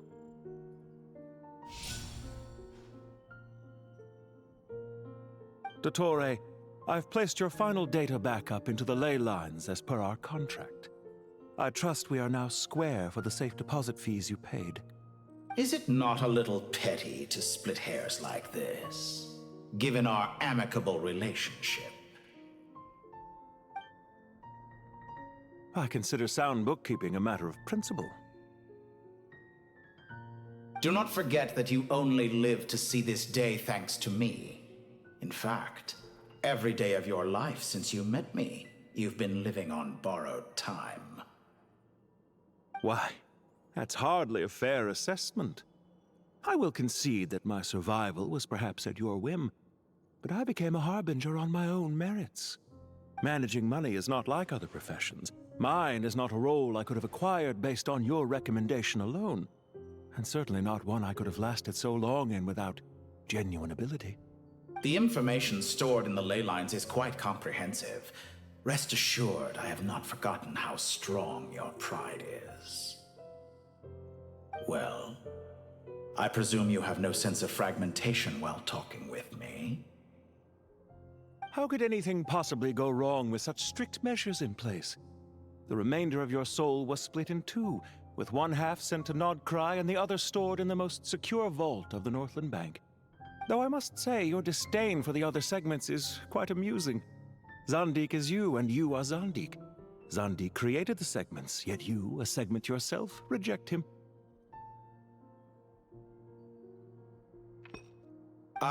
That is, Zandik, created segments of various ages in his later years. To achieve this, he had to freeze time and part with a portion of his soul. But as constructive as it sounds, it erases my uniqueness. If each segment is equally me, then by the same token, none of them are truly me. A soul living forever in the past inevitably holds different views than he did in his later years. The same thing that completes me also restricts me. You too might ask yourself which stage of your life you want to be preserved at. The day your business failed? Or the day you were framed by a gang and sold off to a medical lab as a test subject? We needn't dredge up the past. This undesirable plan was eventually scrapped. Lesser Lord Kusanali was quite right. I needed an opportunity to eliminate myself. And after that, I concluded that there was no more effective plan than directly splitting the soul. Once the soul is transferred out, you will find that creating a physical body is far simpler than creating a puppet. The other half of your soul suffered a crushing defeat in Nodcry, you know. And yet in the process, I obtained the information I always wanted, did I not? Because now we finally know where the best testing ground truly lies. I once thought your ultimate goal was to ascend to godhood. But as it turns out, that was merely one of your experiments. Experiments take many forms. Most people are too eager for success, too fixated on the end goal. They forget that the experimental process itself is just as important. A suspiciously vacant seat, a new face. I trust you can put two and two together. The reason it doesn't exist is because someone tampered with the record. What can I say? After all your efforts, you really did uncover the world's secrets. So, is the new world you promised a lie? No, it never was. I am glad to be able to control Irmin's soul from within. Now I shall attempt to create a new world inside the existing one. Almost everyone faces the prospect of death. But not a single person has ever been able to experiment unrestrained in the afterlife through sheer force of will. I am the only one to have overcome this enormous challenge. Would I not be letting the world down if I didn't make the most of the opportunity to experiment?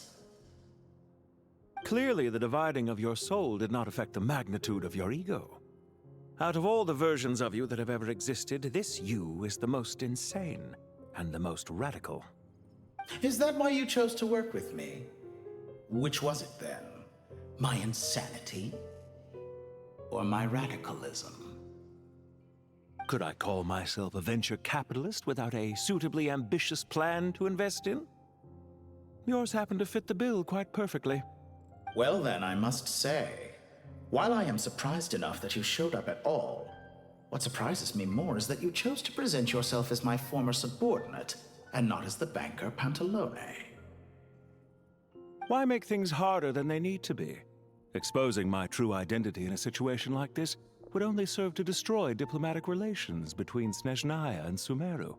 I daren't imagine the consequences.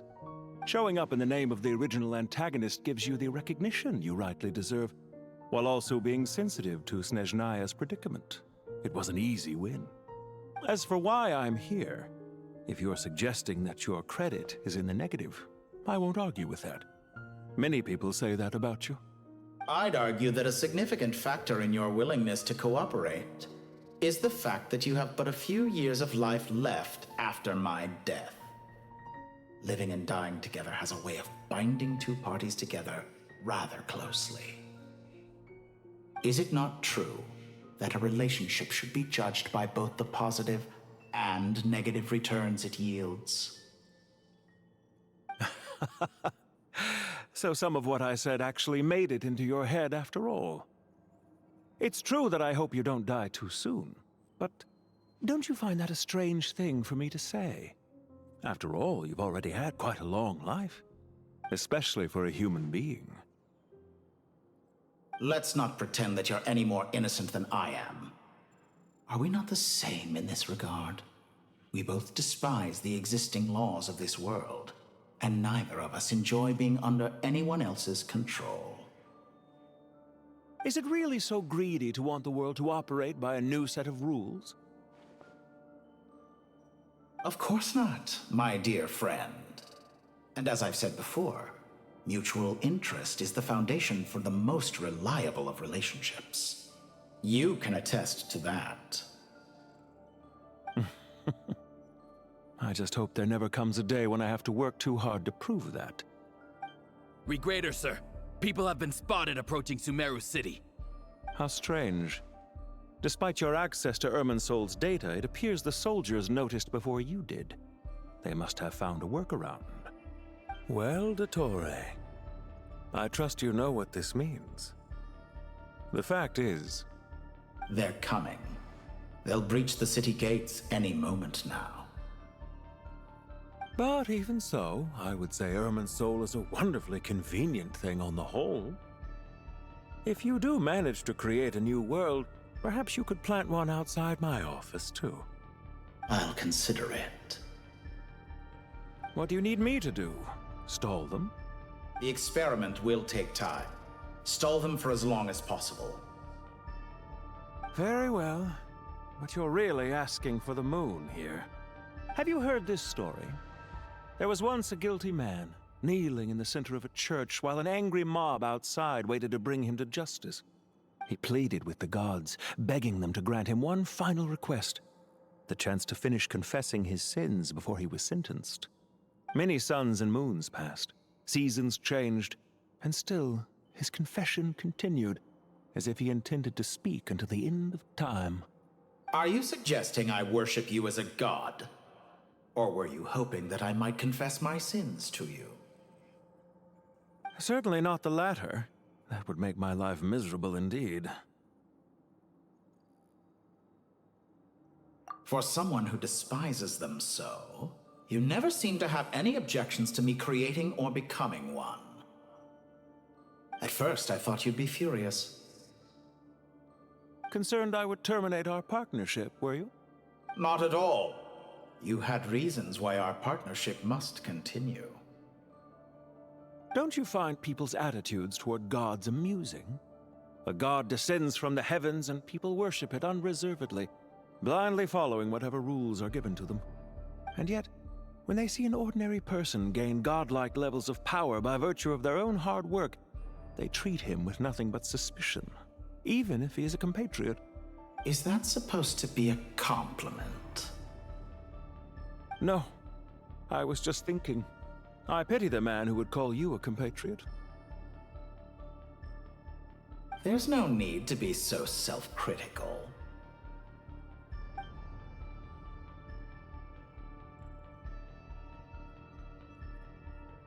I know it's a little late in the day to be asking this, but how have you been keeping?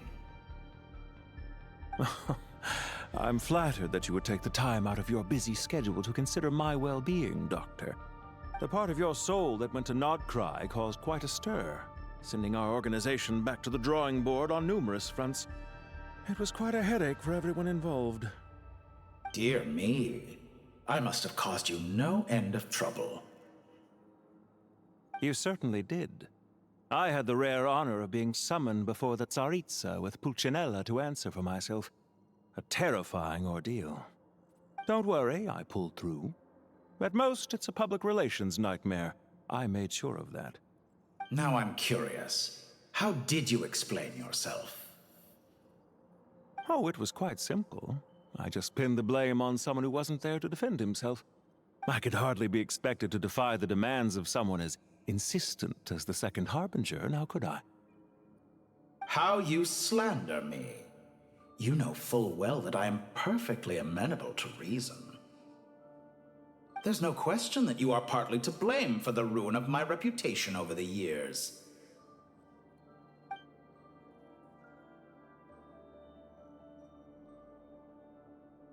Do you have anything lined up for when this is all over? Hard to say. Field work always takes quite a toll on me, as you know. Once I'm back at Snezhnaya, I'll start with a well-earned cigarette. Why are you so eager to ruin your lungs after I went to the trouble of replacing them for you? If you have an issue with it, feel free to try to stop me.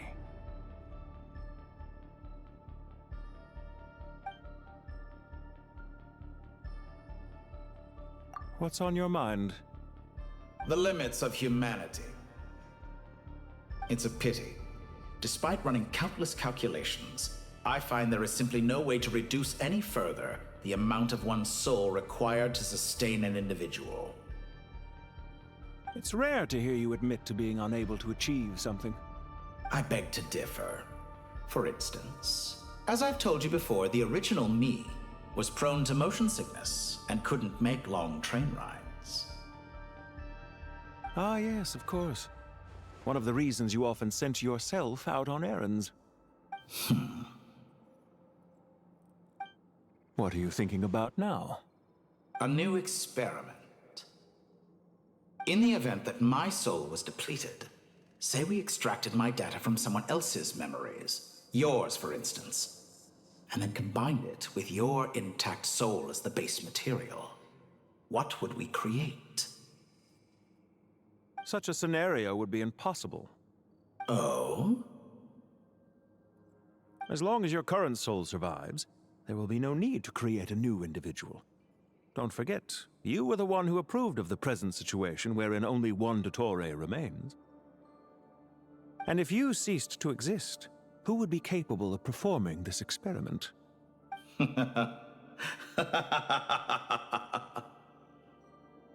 Since the day I met you, you've always excelled at talking your way out of a quandary.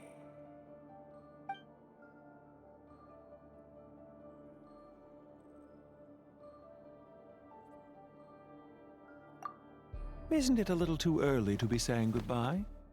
Not that I wish to keep you from your business, of course. Very well. Let's leave the conversation there for now.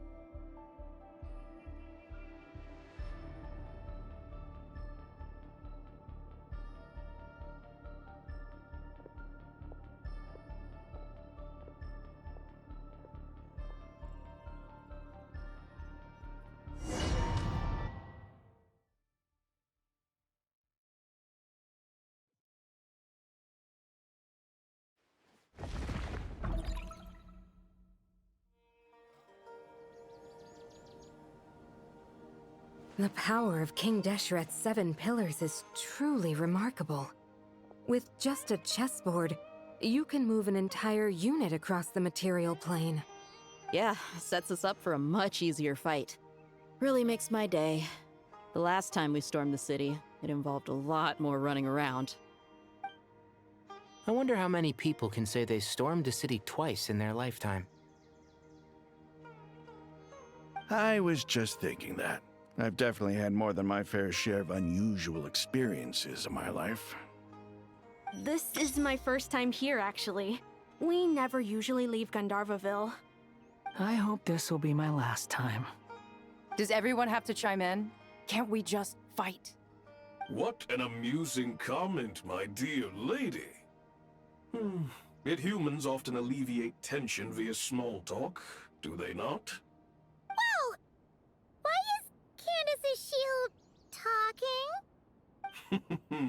Because the image on her shield is one of me. And I, of course, can appear wherever I wish to. Well, la-dee-da. Isn't that fancy? Could I get in on this? You wish for your gauntlet to speak? Why, certainly. Ahem. I think you'll find that it is I whose image is carved hereupon. Thanks. Definitely feel stronger now. You're welcome, my lady. I am glad to lend you my power. Sino, what's the situation? There are troops stationed at every entrance. As we expected. A frontal assault will suffice. Everyone, stick to the plan. We'll take the main entrance. You head for the House of Dana's side door. Move out.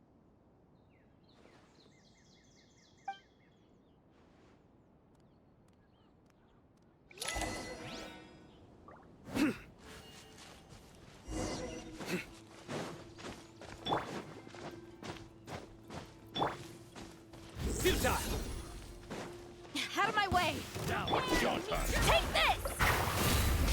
Watch out! Get lost! Whew. Thank you, Jet. You gotta be more careful. If you're not ready to put your life on the line, you can't be certain of defeating your opponent. She's right. Keep your wits about you, Rana.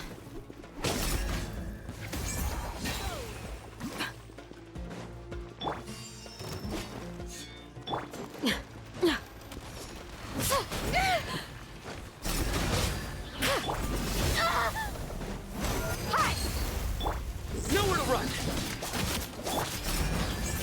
Too easy! Hear my prayer! Futile! So soon!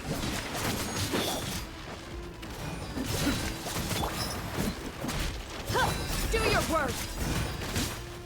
Look alive! Nowhere to run! We shall prevail! Run from dead. Take them out and secure the harbor. Reinforcements will arrive by water. Consider it done. Show no mercy!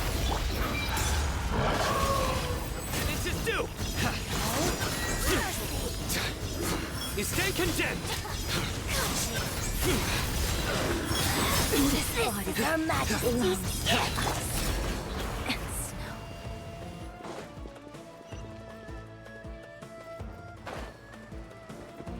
Looks like we're in a tough fight. Hear my prayer! Yield! Buckle up! Hey!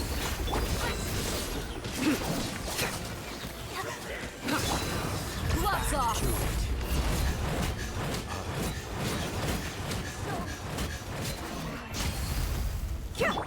Please! No escape! Futile! Prepare yourself. Too easy! Grant us your blessing! Look alive! Through me, justice is served! Your penance is due! From dead.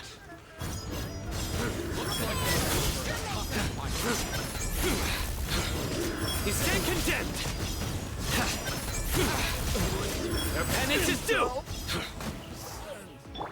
Do your worst! Hey!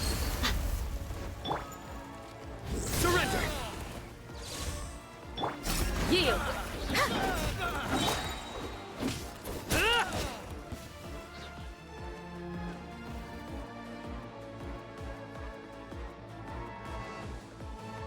Waterway secured.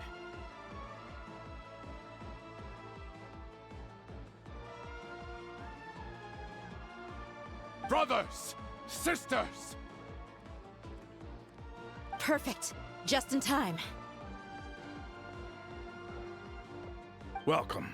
Once we've linked up, we'll continue the advance. The team has arrived at the north entrance, as planned. Good. Press on.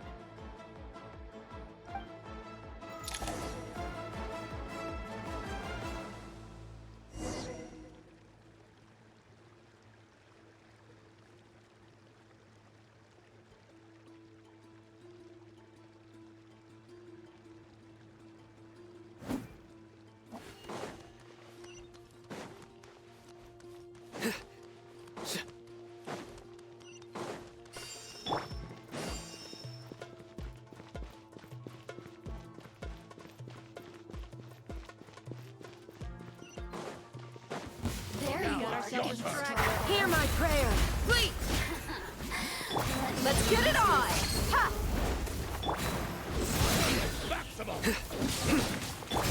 You asked for it!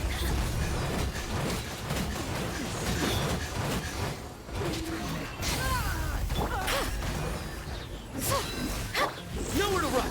Judgment is upon you! Guilty! Their penance is due!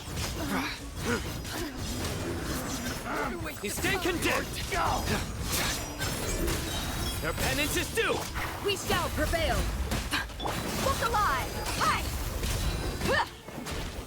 Your sins weigh upon your soul! Guilty!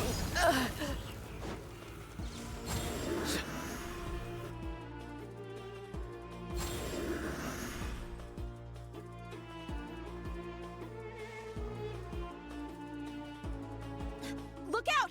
It's an ambush! Finally. We need to hurry. Take the middle road now. Mahamatra Sino, area clear. Don't relax just yet. More Fatui approaching from the right.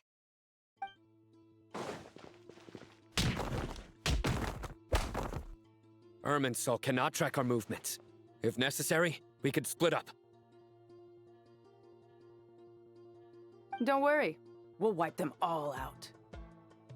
As you can see, our people came raring to go. Good, good. How are things with the Traveler? Can Tainari keep him safe? Don't underestimate Tainari just because he's a forest watcher. He can handle it. All right. You know that's not what I meant.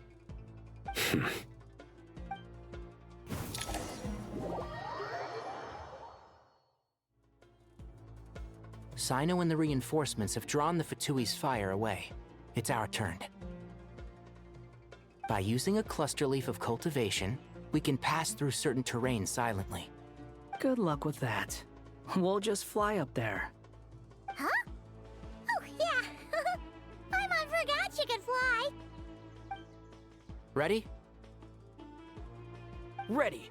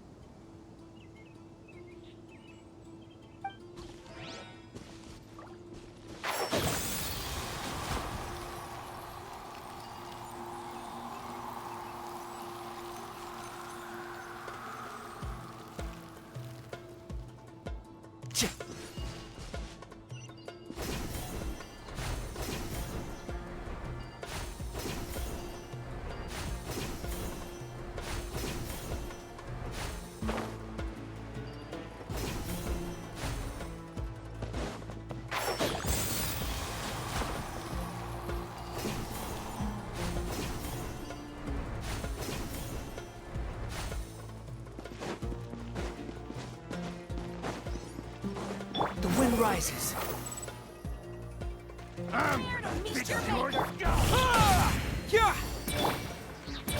Cry louder!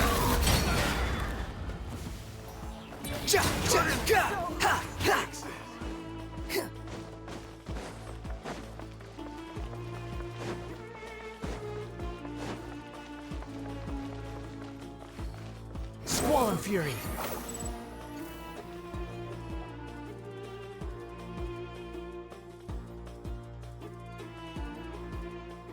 Fatui soldiers up ahead.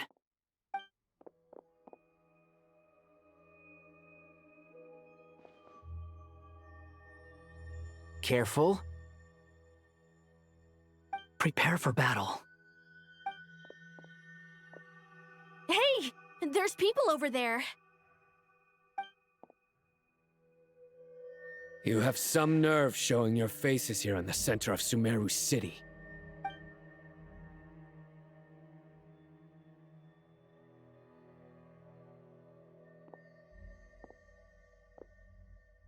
You're right on schedule. Well, this guy sure as heck isn't your average Fatui sergeant. They've stationed quite a few people nearby.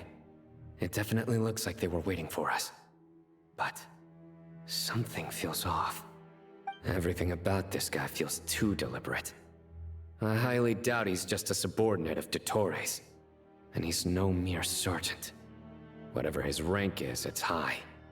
Much higher than we thought. So you've been waiting for us. But it looks like you're geared up for a conversation, rather than a battle. Very clever, General Mahamatra Sino. I know you're the one in charge of this siege, and I look forward to making a deal with you. A siege? Sumeru City belongs to us! Historically, yes. But things can always change. We have quite a sizable force with us, you know. For instance... There's a Fatui ambush at the north gate.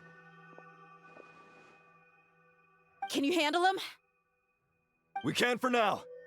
Yes, I'm quite sure both sides can hold their ground for the time being. The battle has not yet reached its climax. But what happens next? Do you enjoy watching bloodshed? Surely some of those here are people you count as friends. Once a war begins, some people must die.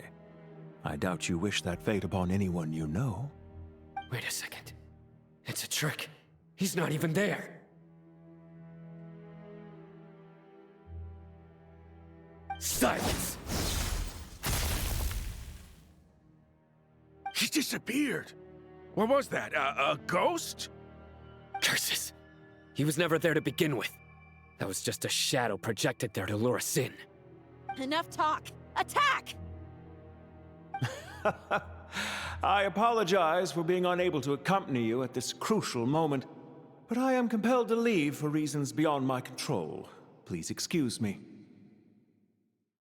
Sumeru's General Mahamatra is quite ruthless. It's a good thing I wasn't there in person. Your illusion held them up for a time just fine. But now that they have seen through it, they will realize you were just a decoy. Decoy or not, what matters now is that they will be heading your way imminently. Not imminently. They are already here.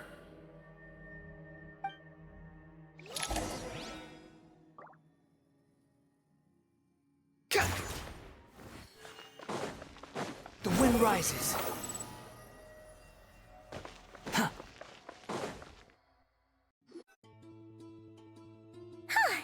We made it! This is far enough. Tainari, you go help Sino. Don't worry about us. We'll manage from here. Are you sure you don't need me to stand guard? No need. Once the connection is established, will disappear from the sanctuary of Surasthana. Go help the others. All right. Goodbye for now, then.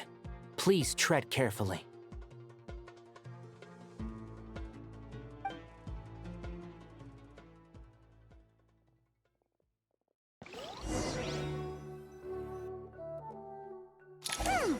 Now where's the interface Nahida mentioned? Come on, where's it hiding? Found it. It's over here.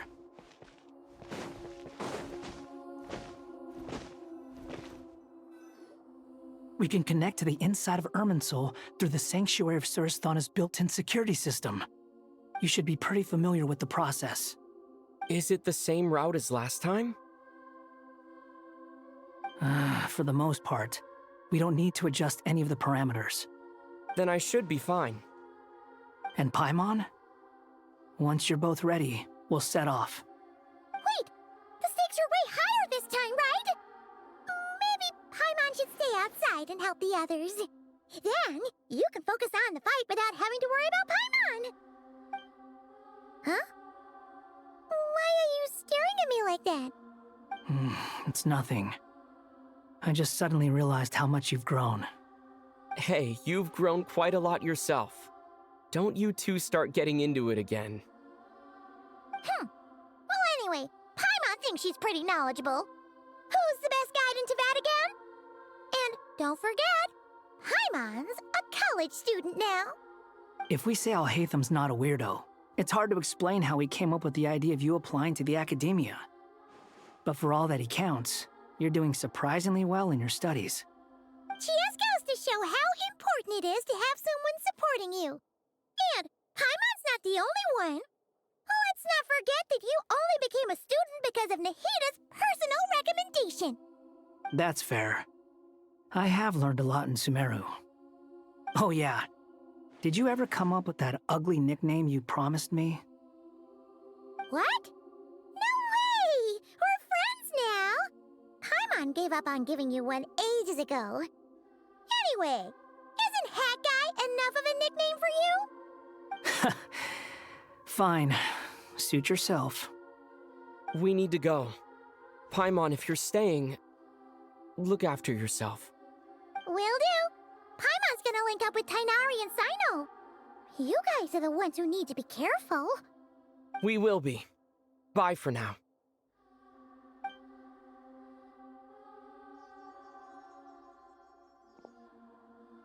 Initiating connection.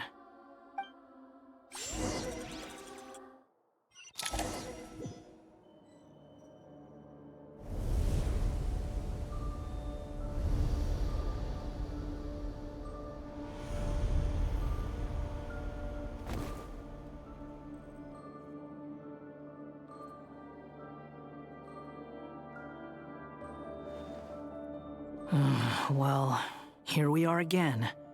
Come to think of it, I still don't even know where we're going. Thanks to our terminals, it should be impossible for Irminsul to read. I can... Don't tell me. Only you need to know. That way, whatever happens to me next, it won't affect your progress. Listen to me. Your safety is just as important as mine. Don't even think about sacrificing yourself for the greater good. We came here together, and we're leaving together. All right, if you insist. I won't argue with you.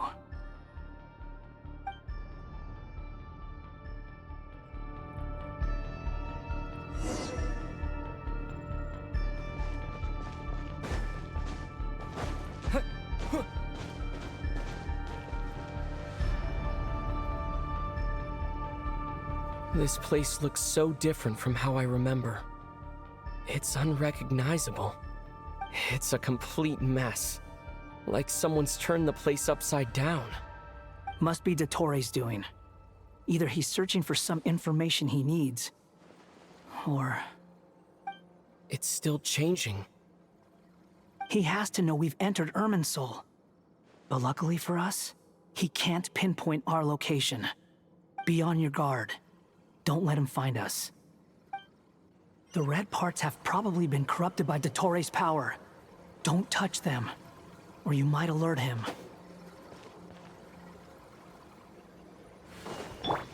Spawn Fury!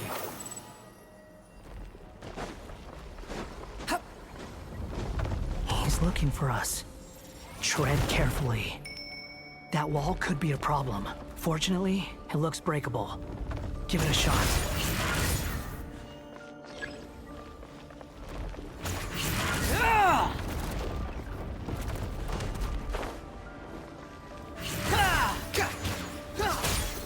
The wind rises.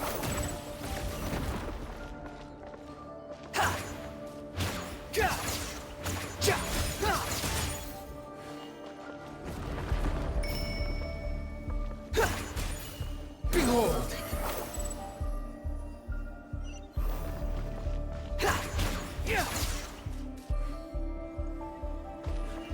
Spawn Fury!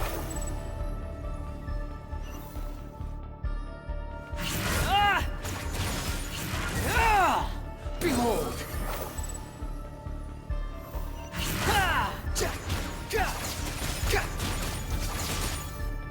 The wind rises.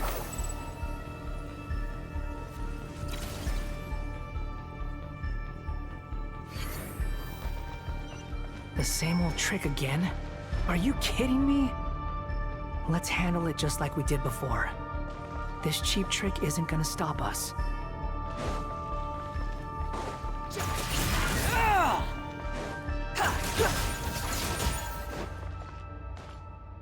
Oh no, it's a trap.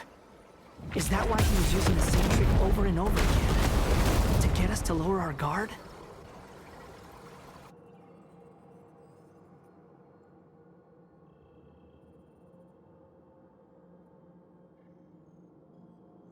I'm trapped!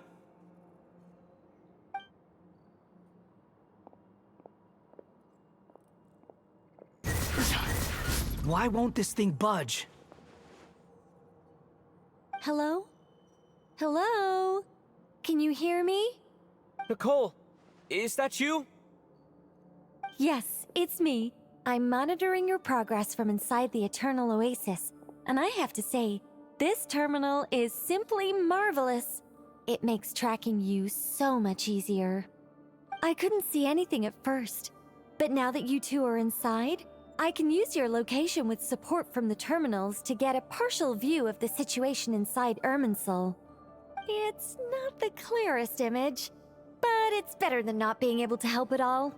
So, here I am. I can't intervene directly, but I can help to guide you out of the jam you're currently in. So please, just follow my lead.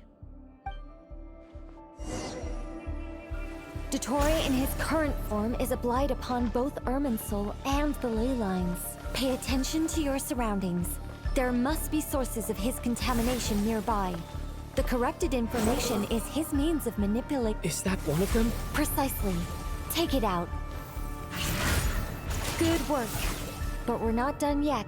Stay close, and let's see if we can find any others like it nearby.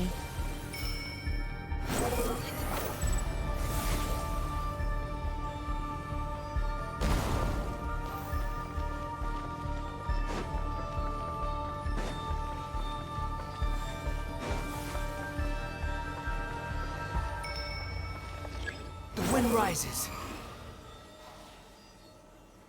This must be another one. Agreed. Now... Wait! Watch out! It's Dottore. I think he's found us. Quit following me.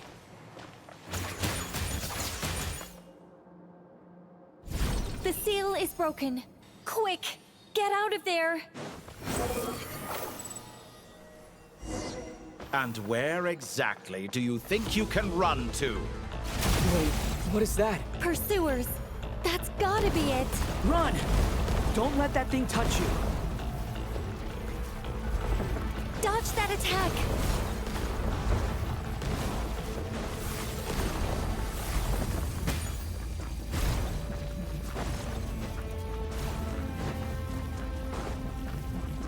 There's more than one path. Which way do we go? To the left! Trust me!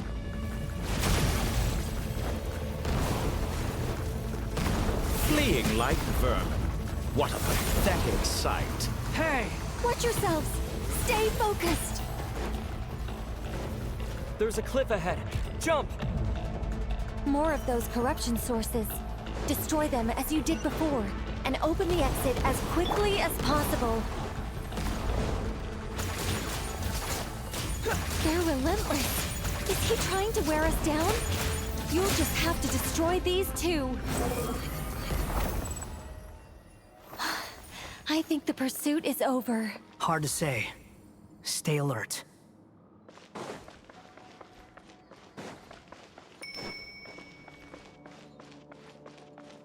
Quit following me. Squall and Fury.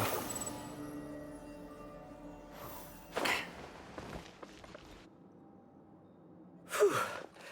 I think we've made it to relative safety. Phew, goodness. That was tough. You doing okay? I'll be fine. Don't worry. Take a short rest, and then... Nicole?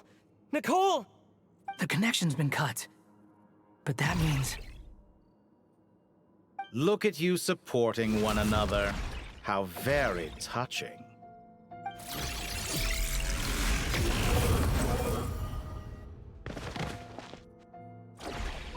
Dottore! Took you long enough to find us. You're more useless than I thought. Oh, really? I think I deserve a little more credit for my methods than that.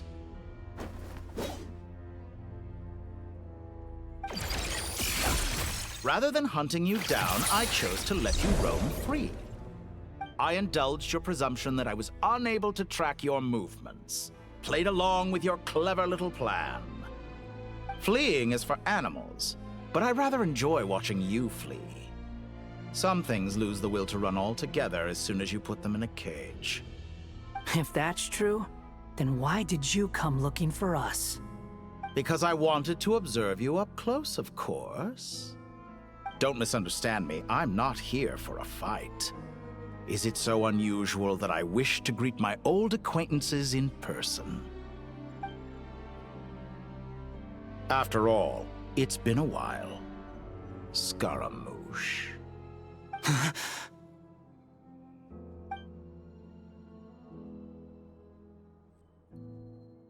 Why are you so afraid? I have done nothing unprecedented in discovering the truth. Nor did I go to any great lengths to uncover your story. You made a bold series of moves in deciding to erase yourself. And with the power of this great chronicling device called Irmin's Soul, you were able to achieve something quite remarkable. Once most people form an opinion about someone, it tends to imprison their mind. Yet you managed to erase every trace of your existence. A novel take on death indeed. However, this meant that you stood out to me all the more when I saw you in Nodcry. I didn't even have to go looking for you. Just the sight of you was enough for me to intuit the truth. For someone in my position, connecting the dots was a trivial affair. It would have been more surprising if I hadn't managed to piece it together. You seem very pleased with yourself for figuring it out. I'm sure you'd even be more delighted to learn the full extent of your crimes. That would hardly be necessary. Besides, isn't there something that concerns you more right now? Something that fills you with dread? Let me put your mind at ease. I have no intention whatsoever of restoring any of the records you deleted. For one thing, it would be exceptionally difficult. But more to the point, I doubt that the prospect of losing your current life is all that frightening to you. Because in your case, the cruelest twist of fate is that you'll never again have the chance to make up for any of your mistakes. Isn't it? Dottore?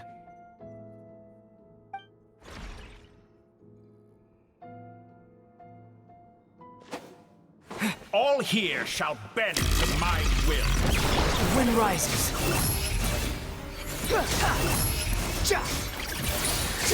Surge forth.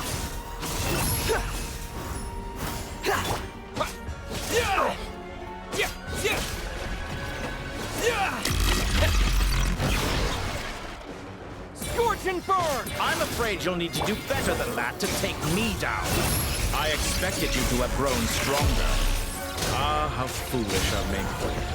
I forgot that you lack any means to increase your power.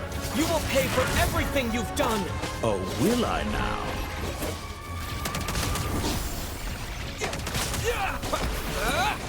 Behold!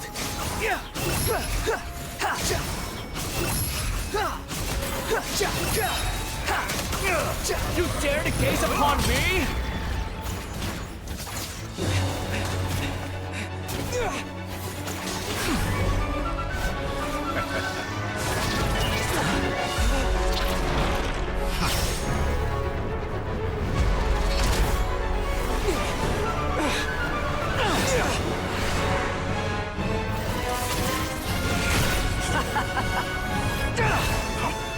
Does the prospect of death amuse you?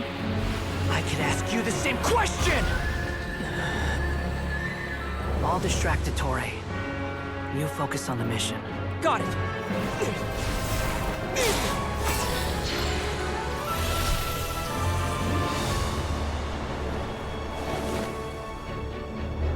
For the hopes and dreams of the masses. Open the secret door on this enchanting night. May wisdom's light eradicate ignorance and darkness, and hereby fulfill our ancient vow. Commence data extraction.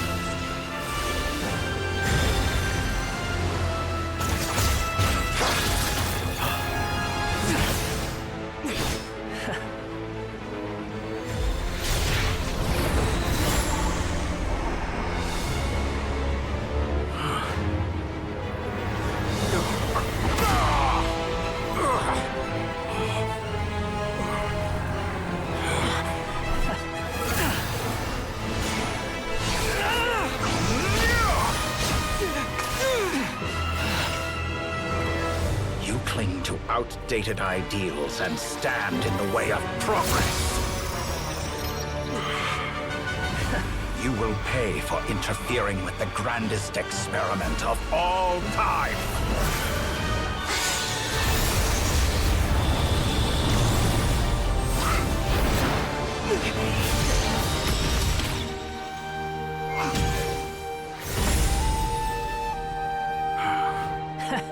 Good timing. Torre, as clever as you are, you fail to understand wisdom. Wisdom takes many forms, but the path you have chosen eschews them all. Huh.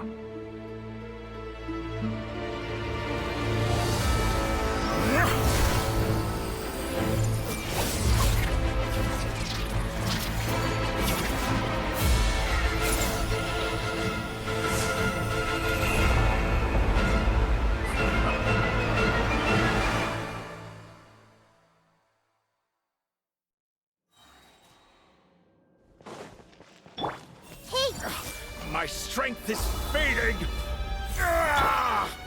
Since you are within Irminsul, it stands to reason that any power you wield comes from it. You're extracting the information from Irminsul just to strip me of my power.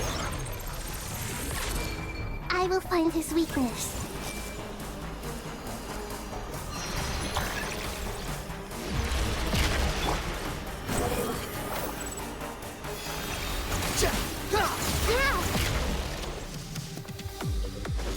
I admire your attempt to introduce a new variant, but it's nowhere near enough. A pet-buzzing fly. Search for it, wretched vermin. Grow, grow, grow!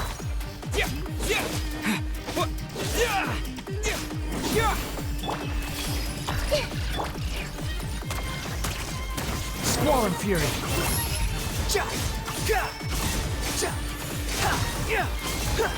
Upon the gale. Let's try this. Muso no Hitotaki! Behold!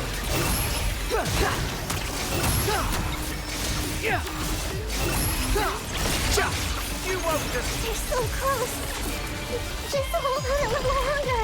I'll hold him up. Traveler, Hat Guy, the rest is up to you. We certainly have a knack for surprising each other, don't we? I'm just getting started.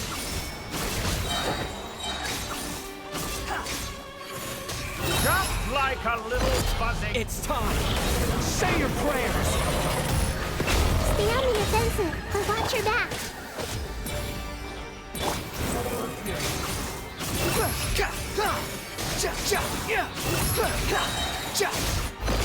It's time! Say your prayers!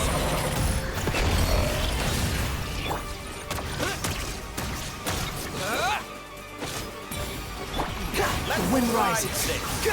Muso no Hitokati! It's time! Say your prayers!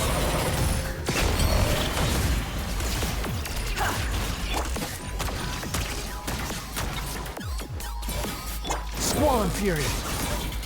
Burn all before you! Blade of survival! It's time! Say your prayers!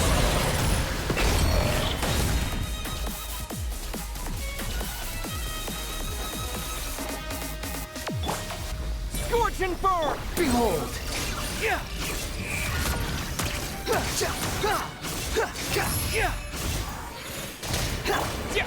Let's try this! Muso no Hitokati! Finally! Time. It's time! Say your prayers!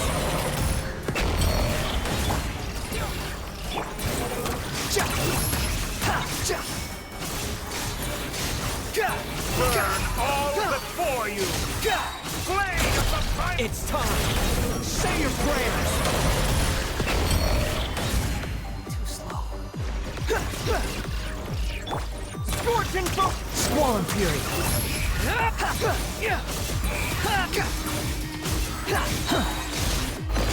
It's time! Say your prayers!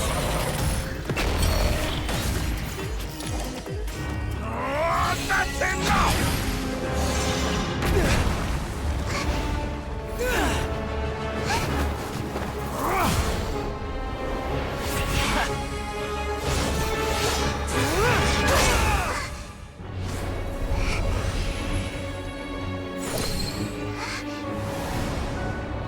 It's all yours.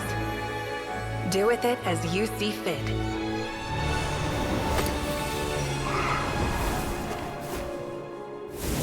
Just as you say, this world is home to some archaic things. And as you suppose, you are a formidable opponent. You have long coveted the secrets of wisdom. So now, I will demonstrate true wisdom in action. I invoke my supreme authority as the keeper of Irminsul. Commend me or condemn me. But give your verdict now!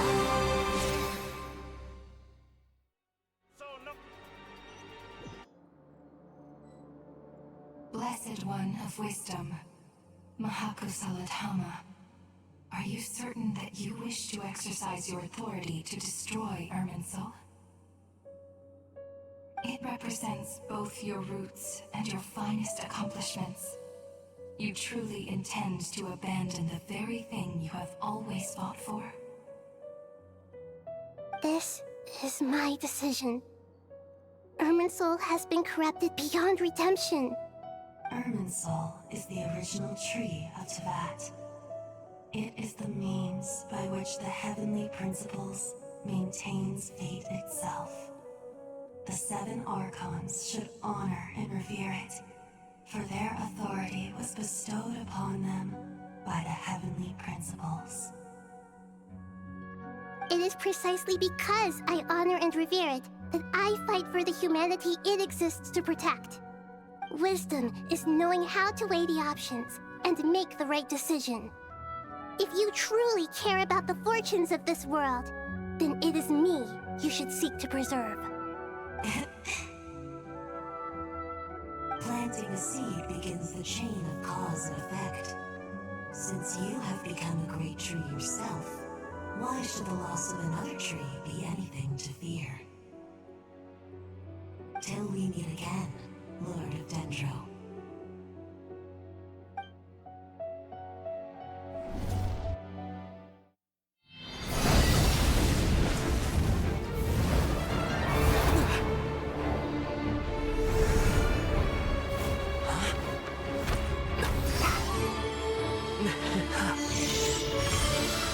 The first flame. The pure, cleansing fire.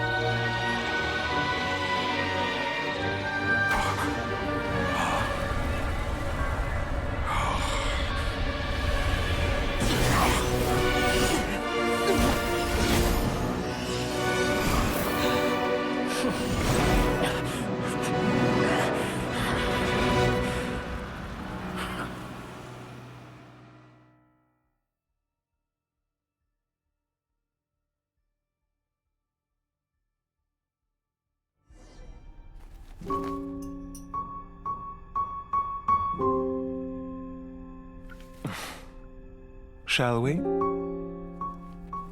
Where were we? I was suggesting that you needn't perform when signing a contract. You're only sitting here because your bank demanded an evaluation of the trustee. So you told a story about a young scholar from a merchant family in Sumeru? I told a compelling tale, didn't I? The post-expulsion story is far more captivating. The human experiments or the elixir of immortality? The part where you die. Ah, yes. My favorite part. The 35-year-old Segment thought of himself as Dottore, reserving the name Zandik for the original specimen.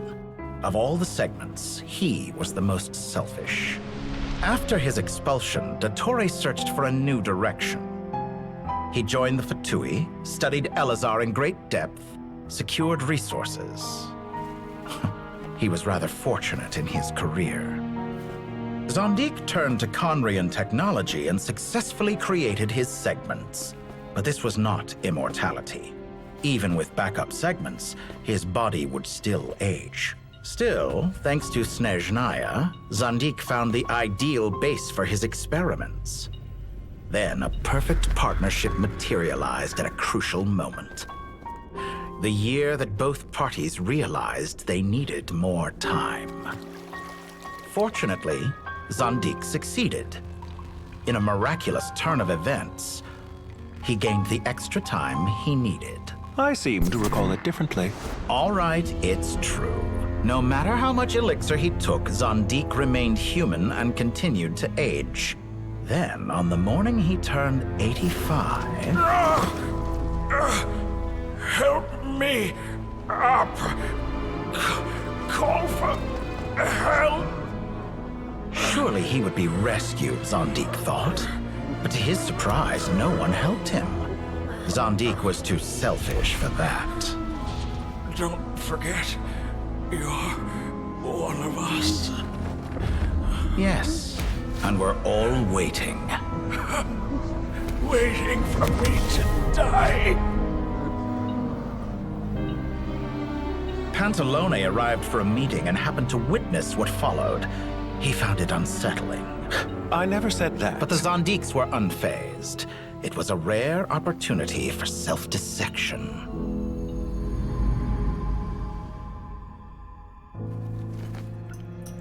What does all that have to do with you depositing your data at Northland Bank? It has made me cherish my time in this world all the more. Fair enough. So you do have a sense of self-preservation.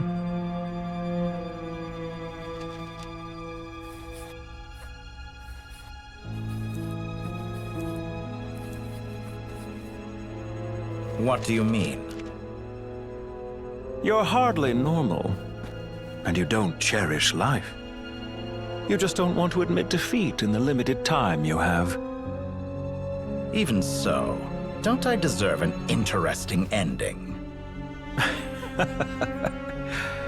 I'm counting on it.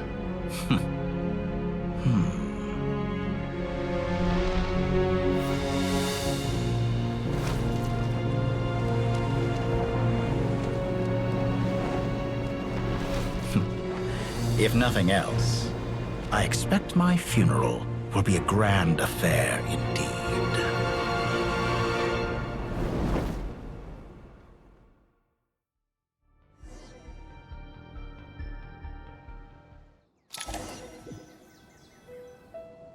What a magnificent fire. In Snezhnaya, we light fires to ward off the cold. Fire, it seems, is antithetical to ideas such as cold, frozen, and unchanging. Perhaps it has always been that way. From the beginning, fire has been used to drive away wild beasts and warm the body and mind. You could say it's a form of treatment. One that cures the human heart of mortal fear. Mortal fear? Something you haven't been acquainted with in a long time, by the sounds of it. Whereas you, I'm sure, must know the feeling quite well indeed. I remember when we first discussed the elixir of immortality, you claimed that extending your lifespan was about buying more time. But was that really the truth? You fear the prospect of dying a wretched end in this world, don't you? Of course I do.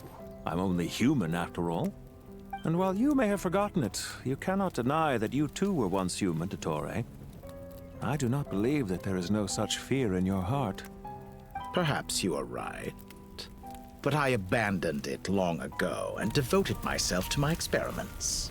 I have felt no fear since. From the very beginning, I never thought you could win this game. But still you came. Contract in hand, to honor our agreement.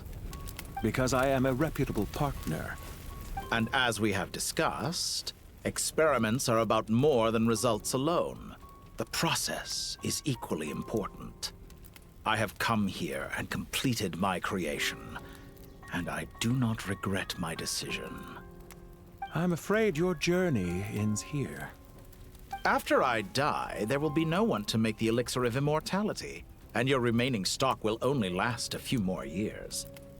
How then will you prove that you didn't perish in this incident alongside everyone else? When I feel optimistic about market environments, I never forcibly adjust them. They have their own direction. And I myself am one such environment. I have been quite particular about many things in my life. But where the manner of my death is concerned, I choose not to be. You make yourself sound so magnanimous. Oh, but I am. And I hope you will be too. It may have been a long time since anyone told you this, Dottore, but I recognize that you are a truly rare talent. Ha!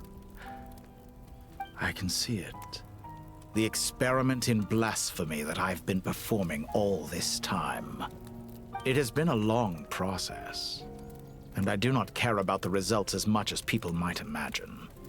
If the very goal of your experiment was to explore infinite possibilities, then there was never any reason for it to end. Indeed. Yet now, the experiment has officially drawn to a close. What should I call you? Zandik? Or do you prefer Dottore? Suit yourself. Goodbye, Feofan. This time, that's what it truly is. And don't I know it? Goodbye, Zandik.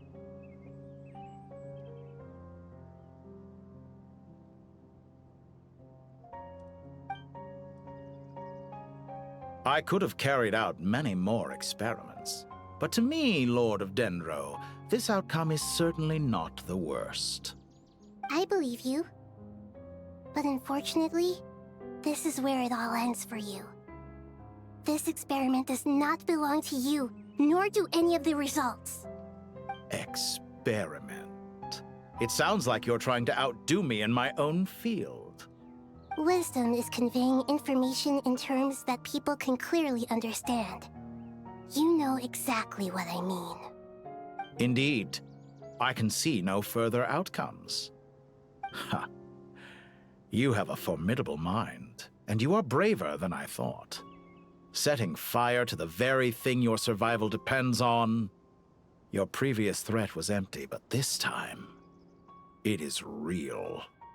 When necessary, wisdom can be as fierce as an inferno. Some of the flames that incinerate you come from within yourself. Perhaps you are right.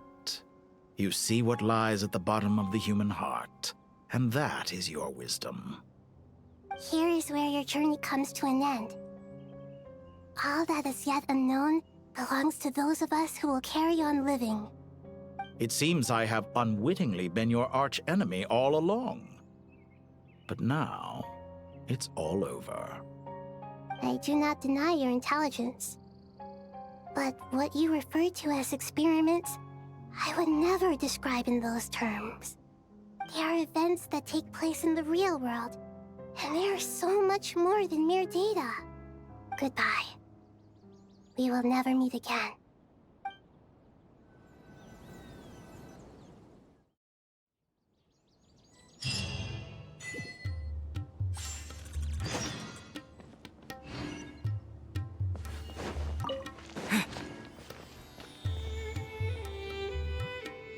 Well, that's the last of them. Everyone on the list is already back where they should be. It was a long, hard road, but we finally finished escorting everyone back. I just pray that we'll never need to leave again. I hope we can stay here forever in this peaceful paradise of our own choosing. Paradise. In the annals of the Temple of Silence, that word carries great significance. It represents the hopes and desires of the gods. Their longing for a place to rest. I wouldn't think gods need such a place. People always think they're the only ones who can lose their homes. They forget that gods too need a place to reside. As the Goat King once said, "A god without his people shall cease to exist." Gods need their believers every bit as much as their believers need them. Only we can truly understand how much the desert faith has faded over the centuries. But we still talk about the gods as though they're part of our lives. Given the myriad ways in which gods and humans interact, I'd say they really are. How else could Dunyarzad consider the Dendro Archon a friend? Well, that sounds about right to me. Describing them as friends sure makes us feel a whole lot closer. If you told me a few years back that I'd have this many friends, I'd have called you a liar. Belief is a choice, just like friendship. We've made our choices through battle. The right ones, wouldn't you say? I'll be heading back to the Temple of Silence. I heard the Goat King and the Ibis King decided to pay us a visit. How about you? It's back to Aru Village for us. Still plenty of supplies to distribute and people to help. Until next time, old friend. As long as you can find the time, you're always welcome to visit us in Aru Village. Right back at you. Make sure to drop by the Temple of Silence the next time you're free. Where it is that two of the other 7 pillars, Shezapank and Bennu, might also be dropping by. Since you're wearing the symbols of their power, it'd only be fitting if you came to see them for yourselves. Dropping by? That makes it sound like they're visiting a neighbor's home. Well, the temple was founded by Hermanubis, so I guess to them, that's exactly what it is. Guess that's true. All right. We'll make sure to find time to stop by. Stay safe on your journey home. I will.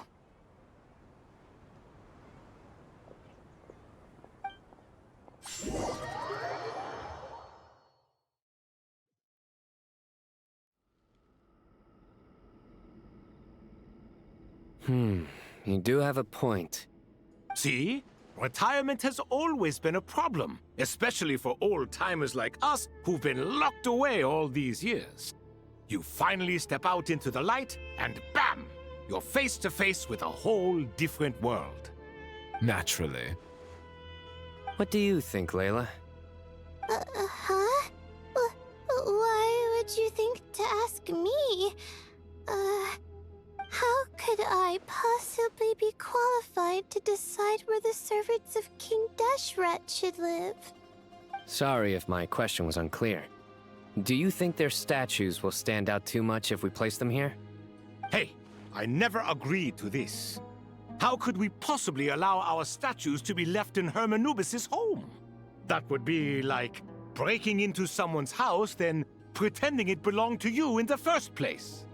Different beliefs can coexist. We still need to respect one another.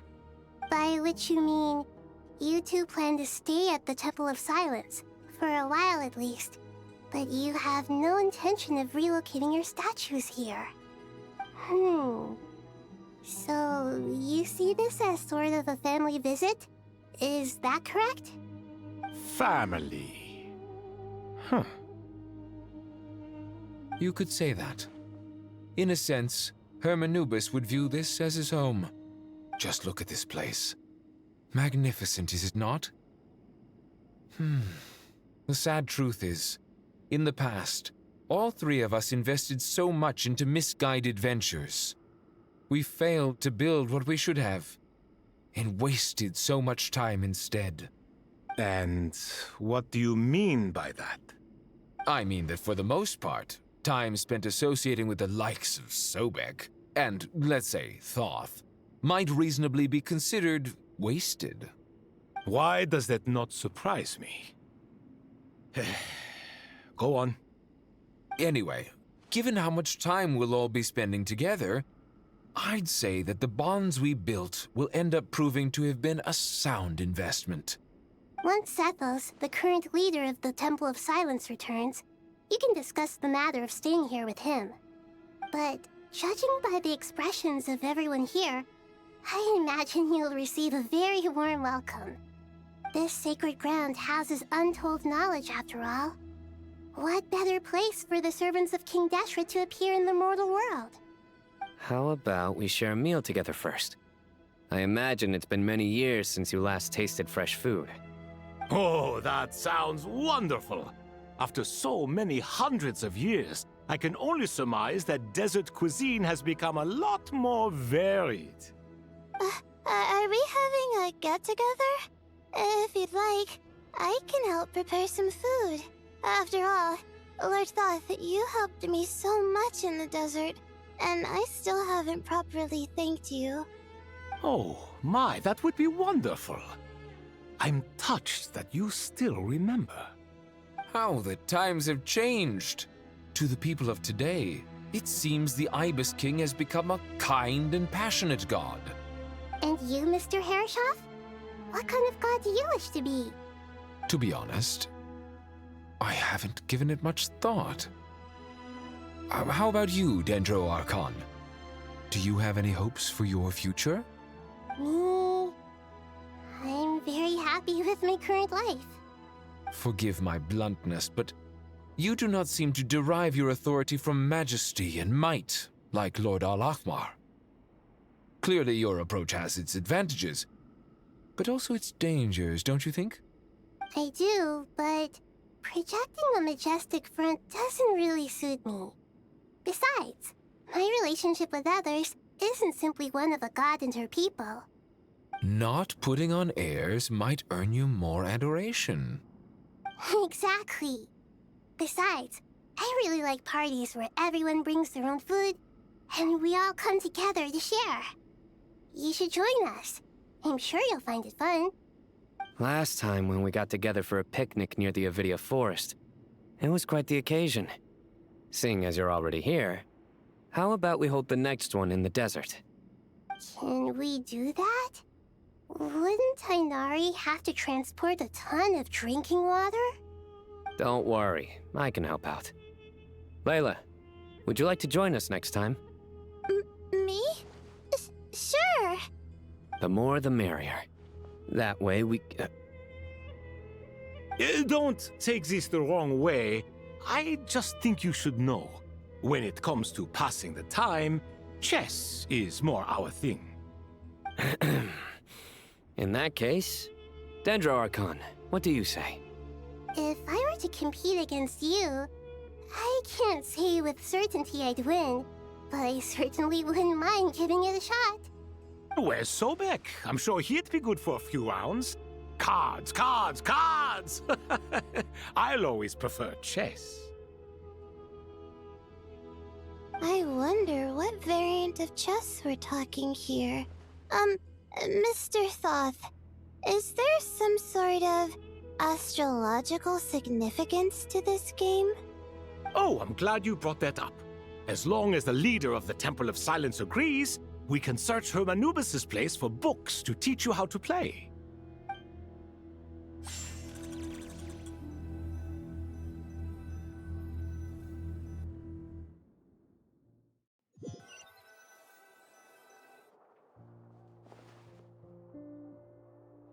Such devastation visited on Sumeru City. So many houses destroyed or damaged in the fighting. Who could have foreseen this? Look at all of this. It's going to take me forever to tidy up. I suppose living below the academia doesn't always work out to your advantage. I would have thought a little appreciation of my sincerity and effort in helping to clean up this mess might be in order. Helping? Effort? This is your house! Of course you should be putting in the effort! If anything, I'm the one who's helping. So you see yourself as just a helper in this situation. I must admit, I'm rather shocked. If you're trying to say that since I live here too, I have an obligation to tidy up, fine. I suppose I do. Wait a second, stop changing the subject! Nevertheless...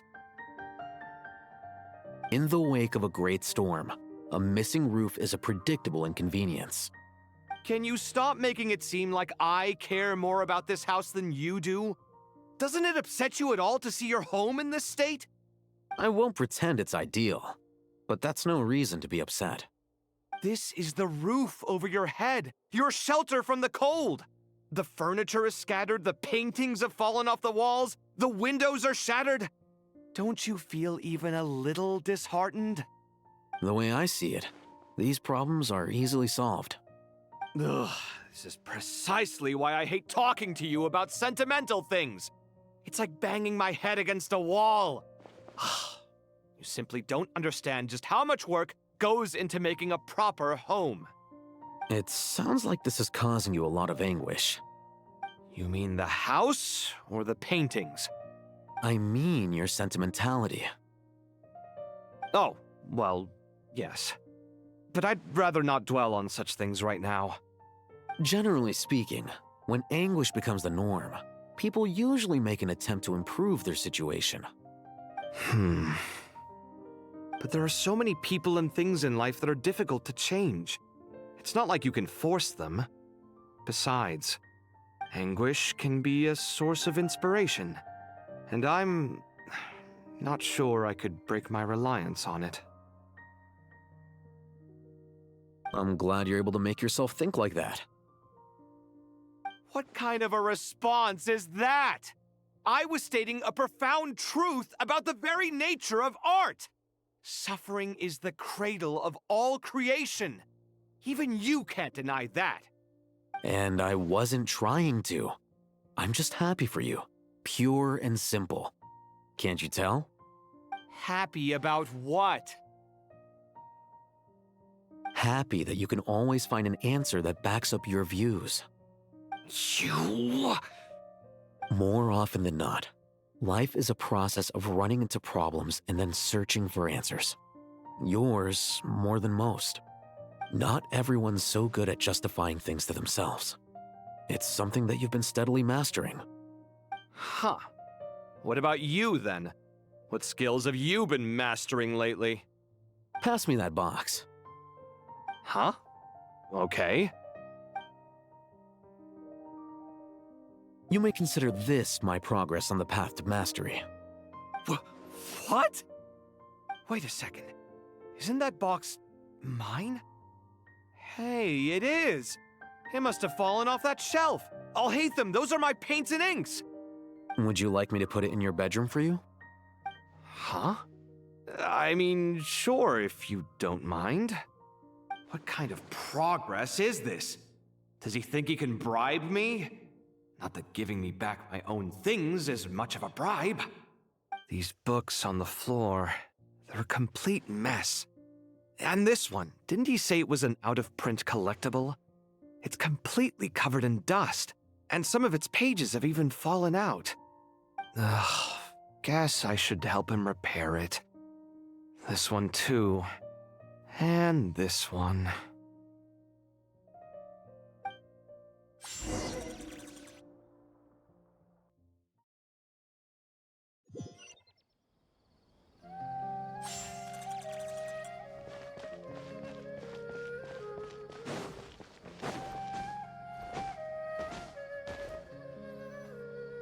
Local subter beasts, imported goods, such a bright future ahead. I can picture the Mora just rolling in.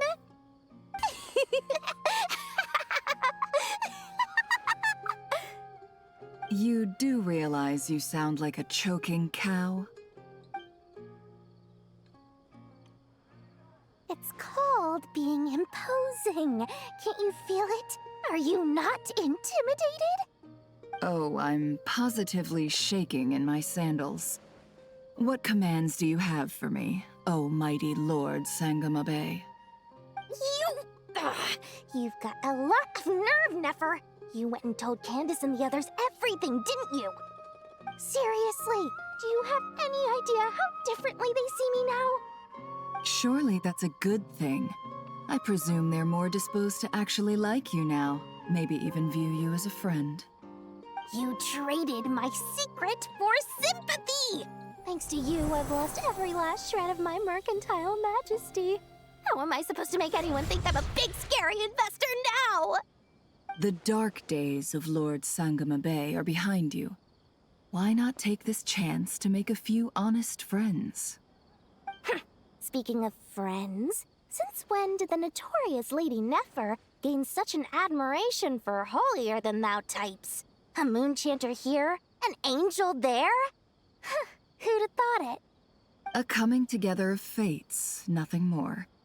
No need to throw around accusations of admiration. Forget it. You're right about one thing at least. Making friends is never a bad thing for a merchant. So, I really took a loss this time.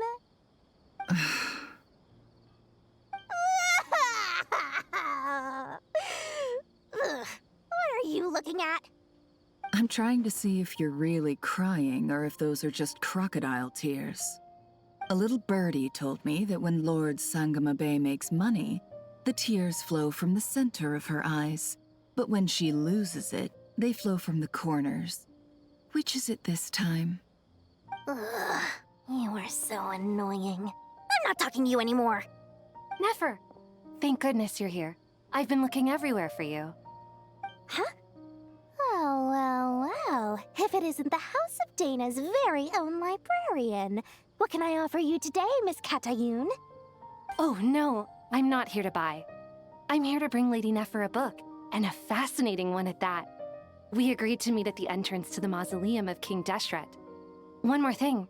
I bought this copy with my own money. It's not borrowed. Reasoning knows not time of day, but suspense always follows a blizzard. That's quite the mouthful. Huh? Isn't that the one that... It was all the rage for a while. People throughout the city were clamoring to get their hands on a copy. The names inside were all circled. Everyone thought it was a riddle. Don't bring up that book in my presence. I don't even want to hear its name. That thing was nothing but a scam! Surprisingly enough, I've actually heard of this book, though it doesn't seem of much consequence. So, what truth lies behind it? You're from the Vahumana and you're asking me what the truth is? I'd say the actual truth was about the least important part of the whole episode. I brought you this book because it probably has the most interesting backstory of any in the House of Dana's collection, at least in recent years. As for its quality, Well, you can judge that for yourself. Don't tell me it's actually any good. You may not know this, Lord Sangamabe, but Lady Nefer has a fondness for books with... how should I put this? Mixed reviews? No eye for good literature, huh? Perhaps she feels that bad books hide interesting secrets? But I shouldn't put words in her mouth. It's probably fair to say she prefers the conversations that books can spark over the substance of the books themselves. Suits my style as an intel broker, wouldn't you say? Very interesting, thank you. I'll return it to you once I'm done reading. And as it happens, I have something for you, too. Incense? I imagine you've already used up the incense I gave you last time. Here's some more. This batch is from Nodcry, so the scent won't be quite the same. Well, actually, I've been saving the incense you gave me. I couldn't bring myself to waste it without a special occasion. But I'll gladly accept this, too. And I promise I'll use it this time. Katayun, you haven't changed a bit.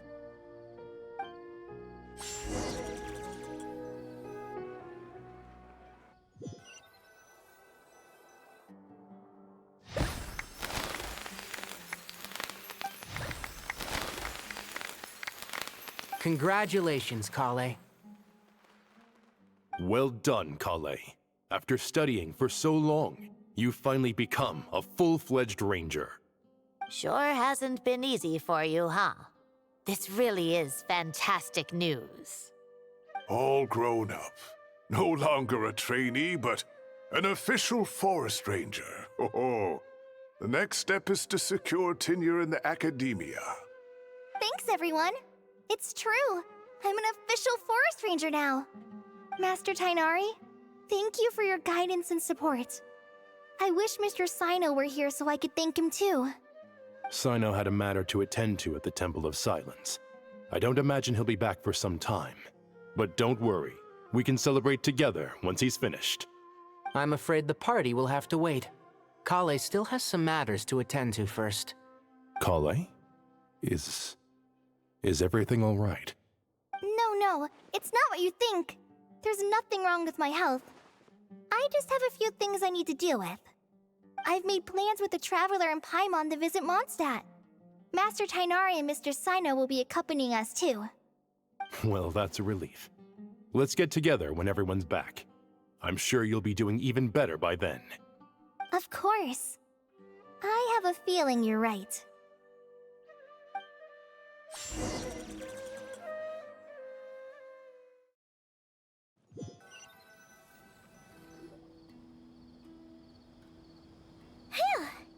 After all that catching up on sleep and food, Paimon's feeling full of vim and vigor again. For someone who spends so much time resting, your recovery routine is surprisingly simple. Hey! Paimon's been working her butt off too, you know. She flew all over the city helping everyone out. Don't worry, I saw how hard you worked. Alright, we all know you're the most hardworking person in Teyvat. As long as you're rested and full, that's what really matters. Paimon's been looking around the place, and it seems like the city's already on the mend. But Paimon's been wondering how Nahita's doing. We should check in on her.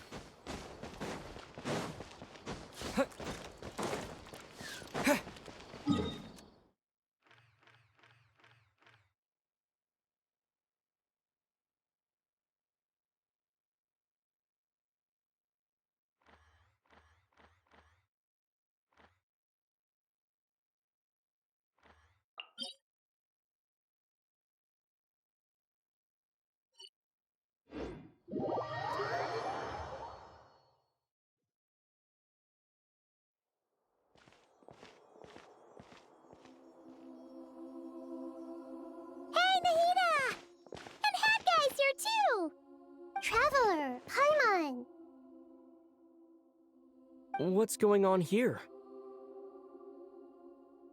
Nothing much. Nahida was just expressing concern for my physical and mental well-being. Oh, the Traveler told Paimon all about that. We've both been very worried about you. Are you feeling alright? You make it sound like I'm on the brink of some kind of breakdown. Truth is, I'm doing much better than you might imagine. If we can just get to the bottom of Dottoro's intentions, we can minimize his negative influence. That's the sort of thing I excel at. Just listen to that newfound optimism. It seems like having you enroll in the Vahumana was a truly inspired move. I can really see the positive influence. Observe, a classic Sumeru specialty. Chalking everything up to education and learning. To be honest, even I can sense the change in you. Everything Dottore said to you was a way to manipulate your mind. Fortunately, you're no longer under his sway. Can someone as old as me really continue to grow? If it helps, just think of yourself as a late bloomer. It's all a matter of phrasing, and it comes down to what standards you measure yourself by. For a puppet, developing at such an age is perfectly normal. But if you choose to call yourself a late bloomer, it sounds more like you consider yourself human. However you see yourself, well done. All right, I see what you mean. Anyway, what's your next step? What else can I do but complete my current courses? Everything else can wait. Anyway, that's enough chit-chat. There are still things in the city I need to help out with. I'll be heading there now.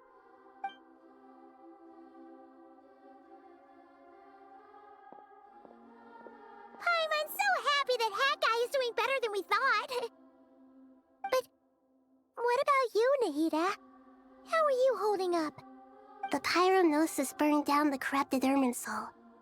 The flames blazed for 7 days and 7 nights before they finally subsided. All that was left were the parts underground. Now, Aru shoulders the responsibilities that once belonged to Irminsul. The situation was contained before it got out of hand, so Tevat's most vital information has largely been preserved. Irminsul has a strong influence over you, doesn't it? How will you cope now that it's gone? There's no need to worry. Thanks to Nicole's extraordinary talents, my connection to Irminsul has been severed and transposed onto Aru. Angels can do things like that? They can. Such abilities are precisely what makes them so powerful. The goddess of flowers, Nabu Malikata, once claimed that she too could perform feats beyond the reach of mere mortals. In my eyes, much of what she went on to achieve reached such transcendent levels. Her and Nicole really are both fascinating and magnificent. So, does that mean your situation is stable now? Correct. Just imagine that Aru has become the new Irminsul, and the essence of my existence has been bound to it. The wisdom of Sumeru has ultimately converged into a single, unified entity. Should we ascribe this all to fate, or is it merely fortune? Whatever it is, the important thing is that you're okay, Nahida. Dendro Archon, Lesser Lord Kusanali. Oh, thank goodness you're here. Greetings, Traveler and Paimon. Sir Nevis, do you have something urgent to say? Yes, there's something I need to report. We've received a message from Snezhnaya.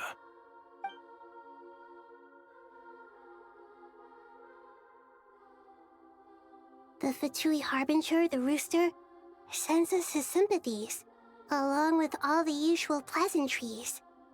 His stance is that, following the unrest and Nod Cry, Dottore was subjected to internal censure.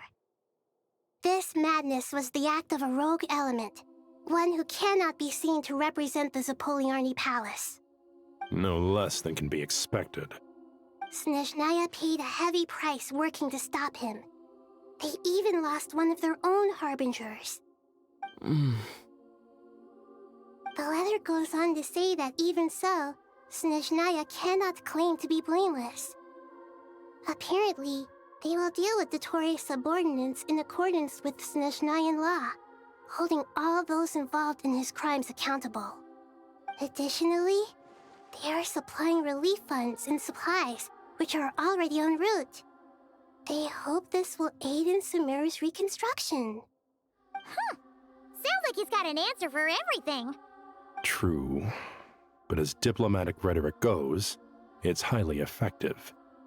Completely watertight, both in logic and sentiment. This disaster has had a profound impact on Sumeru. There is much that I will keep in my heart.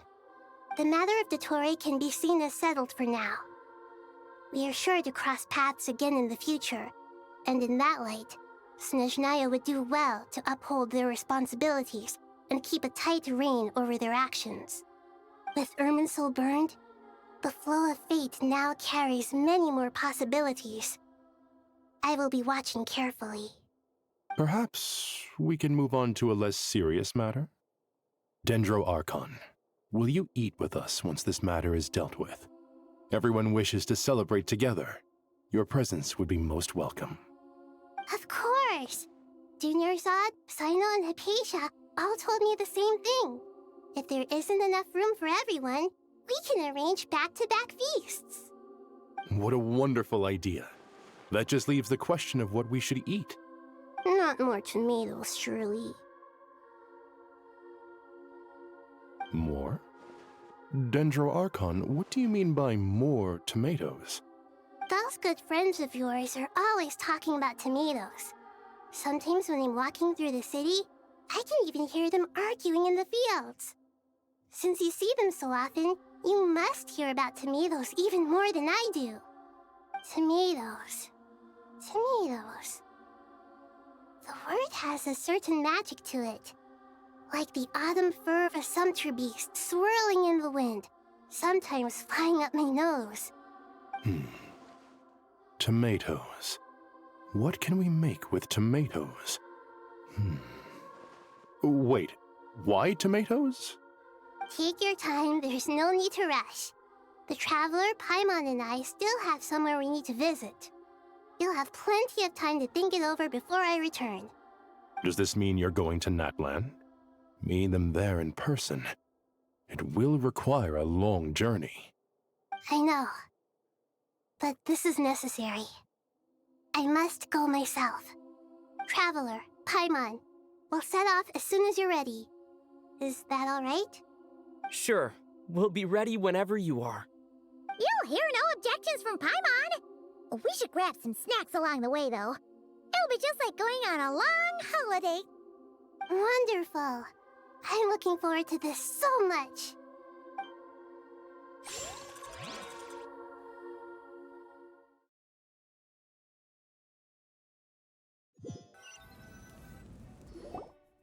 Natlan is such a lively place. It's super cheerful and positive, too. I can see that. There are people outside exercising at all hours. Such a healthy way of life.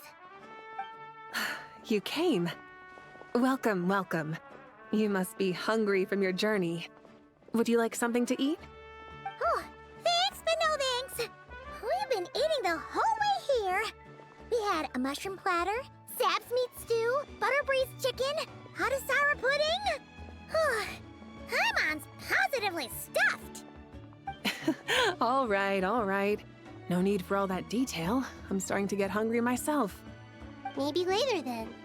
We can wait till everyone's got an appetite, then I'll head out for a meal together. Sounds like a plan. Let's find somewhere to sit down.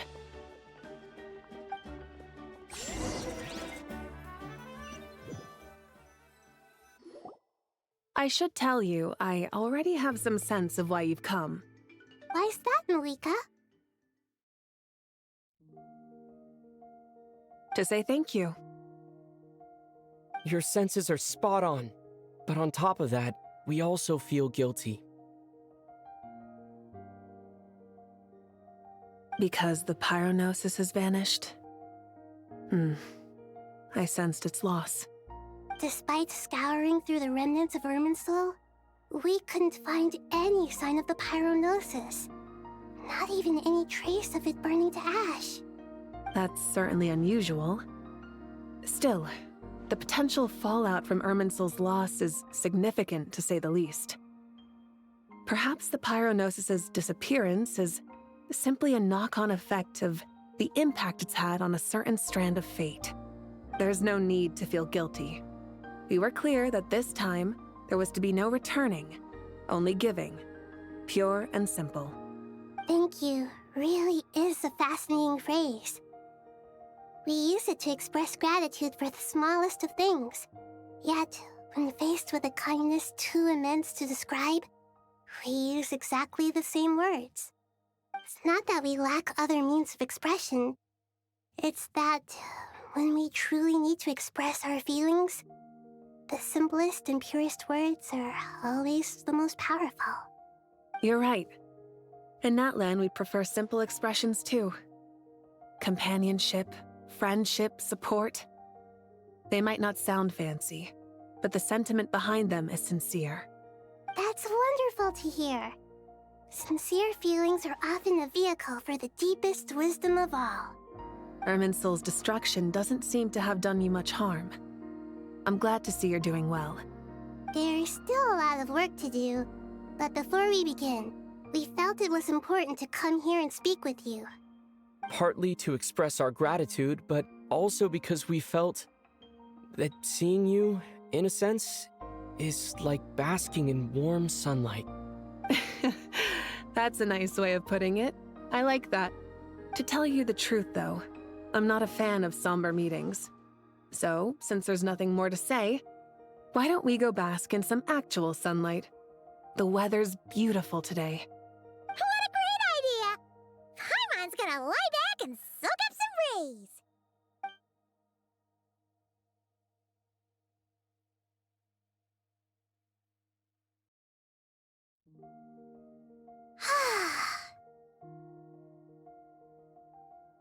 In that case, I think I'll lie down for a bit too before we head to our next stop. And where might that be? Mondstadt. Paimon and I are gonna head back there with Kale and the gang. Long ago, I sensed that the god remains inside Kali had come from the goddess of flowers, but I kept it a secret. Those remains weren't hurting Kali, not as she is now. They simply exist. Besides, I could sense a deep yearning within her. A yearning for an ordinary life. A yearning to hold on to the hard-won happiness she now enjoys. With someone like her, I have a responsibility to keep her secret. She should be ready to face the truth by now. Whenever people meet, there is always the potential to create warmth and kindness. Every child grows up. But even as adults, they are still children in the eyes of certain people. Oh, just like how Paimon sometimes sees Nahida as a little kid. Is that so? Well, anyone who's friends with a kid is probably a kid themselves. Of course! And there's nothing wrong with that. When we get back, we'll actually be hanging out with another of our friends who happens to be a kid. Or more like looking after, in her case. Anyway, we'll always be there to watch out for our friends. Dear Sucrose, when you receive this letter, I'll probably be as busy as always. But busy with wonderful things. That's because I'm no longer a trainee. I'm now an official forest ranger. Impressive, right? Sino said that official rangers sound much tougher than trainees. Though he did say it was already pretty tough to start out with. You probably heard that something big happened in Sumeru recently. Don't worry, it's all been taken care of. We're heading to Mondstadt soon, so if you're free, maybe we could meet up? Plus, it's not just me. A few of us are going. Hey, do you still remember that time we all got together? You know, when we all went to the Windbloom Festival? It'll be just like that.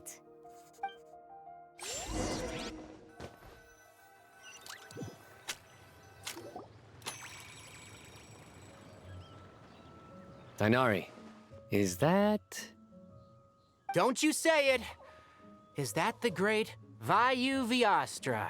Behold, the great Vayu Vyastra, General Mahamatra. How times have changed. I wasn't expecting you to beat me to the punchline. You've changed. You've really upped the aggression in your battle against Sino's jokes. Kale, how did you know what I was going to say? For the love of... Hey! Traveler! Paimon! You're right on time! I hope we haven't kept you waiting. Kalei! Sucrose! It's been so long! How have you been? I've been well. Everything's going great. What about you? Are you still busy? Not at the moment. Oh, right! That juicer you gave us works amazing! Farzan loves it! Seriously? That's wonderful. I don't suppose you drew up a detailed test report. Oh, what fruits did you use? How's the texture of the final product? Sucrose, you might want to try asking your questions one at a time. Albedo! Paimon didn't see you there! It's been a while since all of us were together like this. How about we follow the same plan as last time? Good idea, my friend. You never disappoint. So, what are your identities this time? Don't remind him. First things first. Allow me to introduce our very own official Forest Ranger Kale. The rest of us are simply her humble travel companions. This sounds like one of those mushy stories that gets people hooked on some corny, heartwarming premise. Oh, is our story not heartwarming? If I recall correctly, there was even a scene like this in King of Invocations. Besides being heartwarming, our story's also about tough, impressive-sounding job titles. At least that's what I think.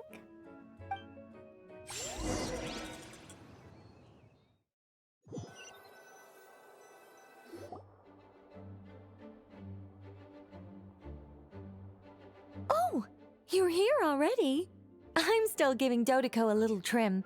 I won't be a moment. A trim? Does Dodeko need haircuts too? Of course. It's important to know how to take loving care of the apples of your eye. All of these trivial matters get left to me. It's because I'm an angel, and angels are, in a way, the guardians of all Teyvat. Oh, right! Well, that's definitely an impressive-sounding job title. What are you writing? I'm just brainstorming some cool-sounding lines. Oh, write them on these card backs. Of course. Clearly, my lines are pretty amazing, wouldn't you say?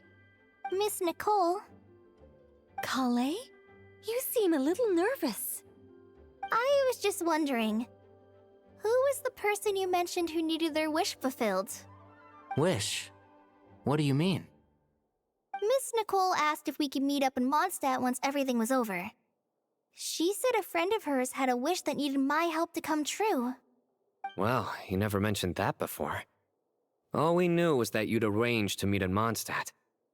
But we thought it had something to do with the god remains. To be fair, everything I told you was true. Anyway, my friend is waiting. Come on, let's pay her a visit.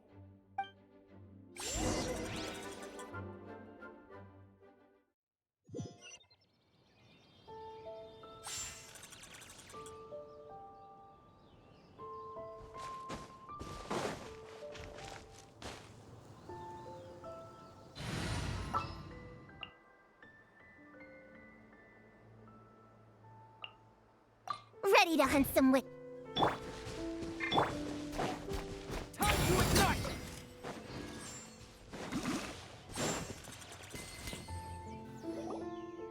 Huh? You're... Surprised? I bet you weren't expecting to meet a woman like me beneath this beautiful tree in a faraway land. An oasis will spring from the place where a djinn resides. That saying falls somewhat flat here in Mondstadt, given that everywhere is already so lush and green. Lilupar, what are you doing here? I made friends with Miss Nicole. I asked her to bring me here and then invite Kale to come. The prologue to this story is that I have a wish. It has stirred within my heart for centuries. Millennia, even. Originally, it was merely Al-Akhmar's lie, but now it has become reality. Could this be... Related to the goddess of flowers? My dear young lady, my mistress left her final trace in this world upon you. I can't tell you how glad I am to see you here. And now I have seen you, and peered into your heart. You have experienced hardships and suffered setbacks.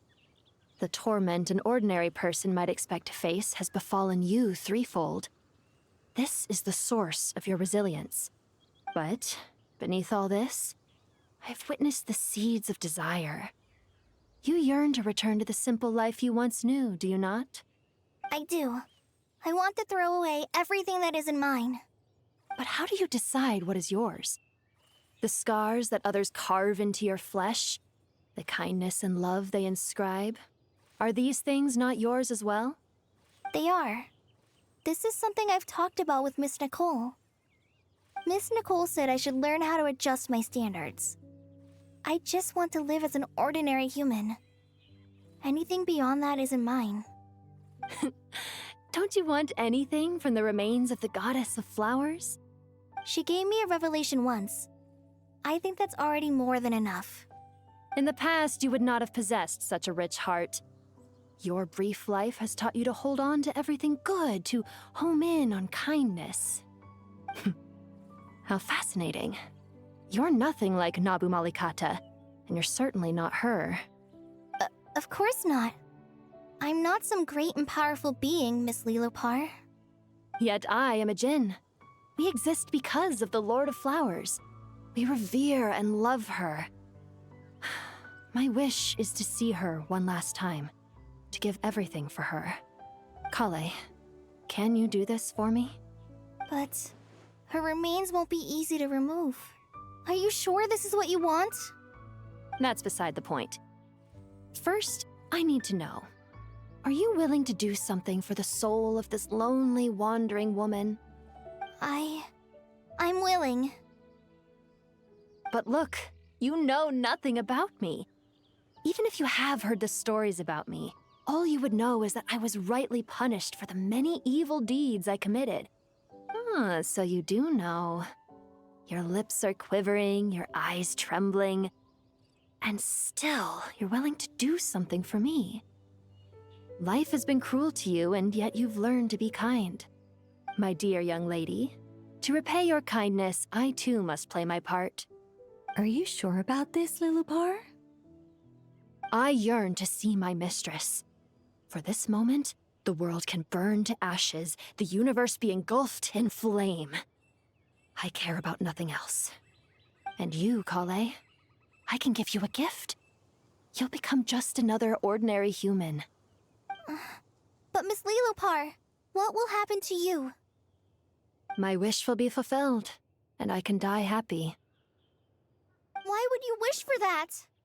A long, unending life might seem desirable for one who has never possessed it, yet it brings torment to one who has. My remains are scattered across the yellow sands, but my soul can find no peace. Since you've promised to grant my wish, give me that release. Allow the dying to die, and let the dead rest in peace. You have my thanks. Kale, there's no pressure on you. What she said, it's all true. A wish is a genuine desire, after all. It's as if you want to use the last of your life to give me a better future. Nothing so selfless. We'll be using our futures to fulfill each other's wishes. This is a noble act, a beautiful and secret transaction between two women. I understand. Miss Lilopar, I'm ready. Close your eyes, Kale. Then open your soul. From there, I will embrace my mistress. The downpour of flowers is your touch. Like returning to the very beginning. Like surrendering to your grace. my mistress. People say that devotion is beautiful, yet filled with pain. How foolish of them. For me, devotion is beautiful, pure and painless. Devotion is my love. Thank you.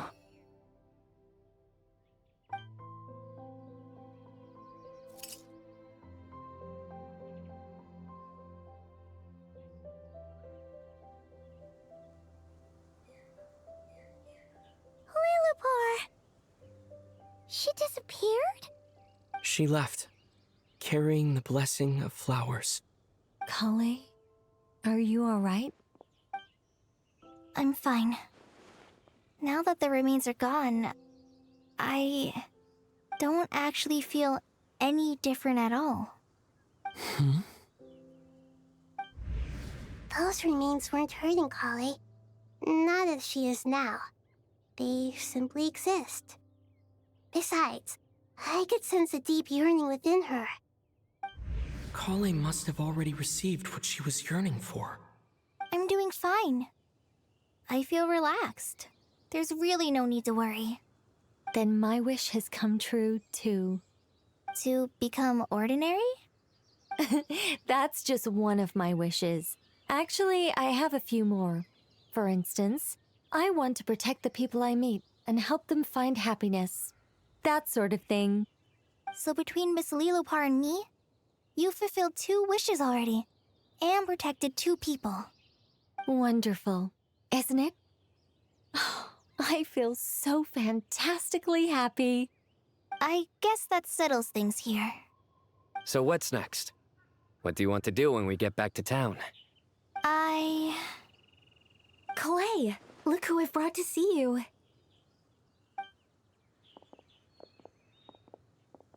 Hey, Kale!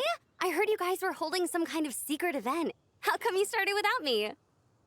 Huh? Oh no, it's nothing like that. We were just saying goodbye to an old friend. Really? Who? Me. The old me. So that's what this is all about. Did you come all the way to Mondstadt for that? Because we knew the old you so we could witness the change? Exactly. The old me is gone. I puffed her into the air, and she became a fluffy pink cloud, floating into the sky, before disappearing forever. Do you think, maybe up in the sky, she has friends waiting for her with test tubes, flasks, and bows? Oh, when you put it like that, it doesn't sound so bad after all. What do you think, Miss Nicole? I think maybe that's right. At least, if it were up to me, I'd consider that a happy ending. Dear Sucrose, even though my childhood ended long ago, these past few days have really felt like growing up again. I've become stronger, and I feel like I can finally accomplish things by myself. Surely someone as mysterious as you will find a friend like this fascinating? Always growing, always thriving like a plant. I came to say goodbye to my old self. I know that after this, she'll be gone. Thinking about it makes me feel a little lonely. I know the weakness that kept me company will one day leave me too. But somewhere in my heart, I feel a great sense of joy. It feels like I've always wanted to take this step, to walk towards the new me.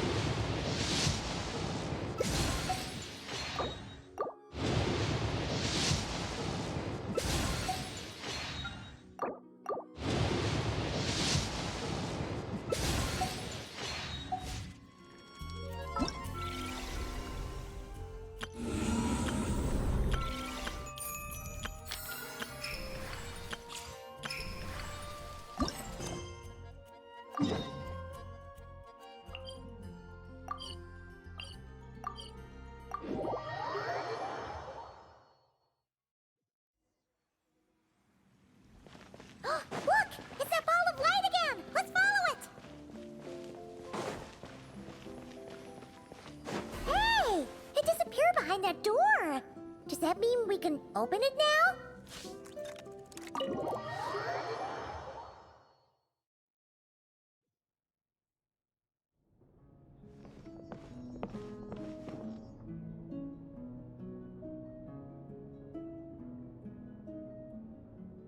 Welcome.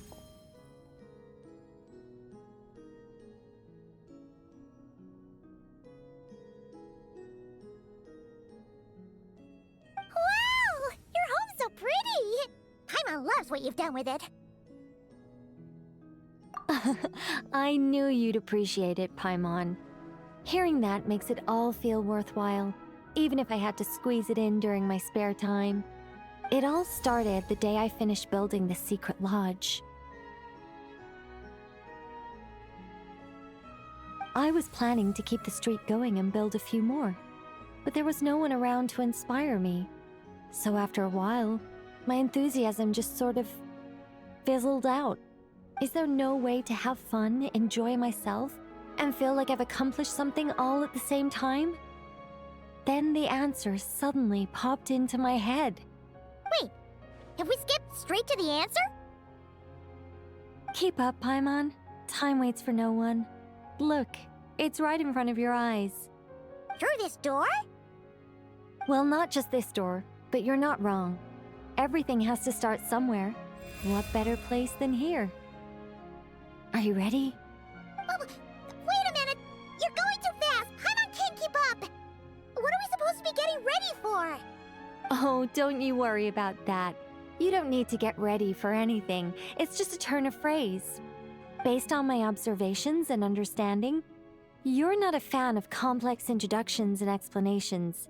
You prefer to find your fun in the heat of adventure. Am I right?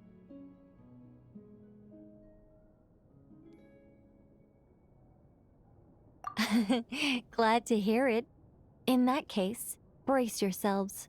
I don't plan to hold back. You know us angels. We just can't resist the satisfaction of guiding adventurers to treasure. Well, seeing as the goal is to be kind and help others find happiness, why shouldn't I start by giving my own friends a few happy pointers? So, I had a sudden stroke of genius. I transformed my little lodge into a place where you can relax and have fun. I even hid treasure in each and every room.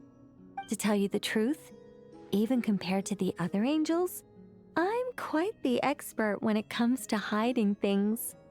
If I were to bury a chest in the wild and not show you the way, I'm afraid you wouldn't be able to find it even after months of searching.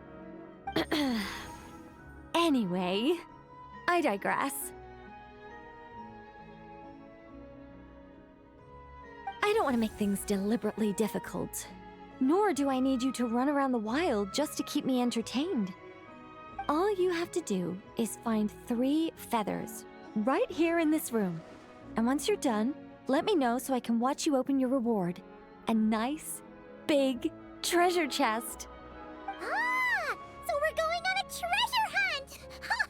Paimon can't wait! Exactly! A treasure hunt. It's going to be so fun.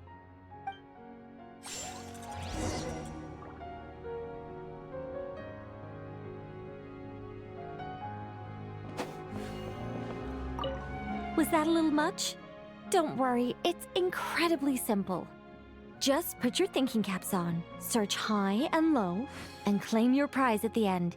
It's exactly the sort of escapade you two excel at.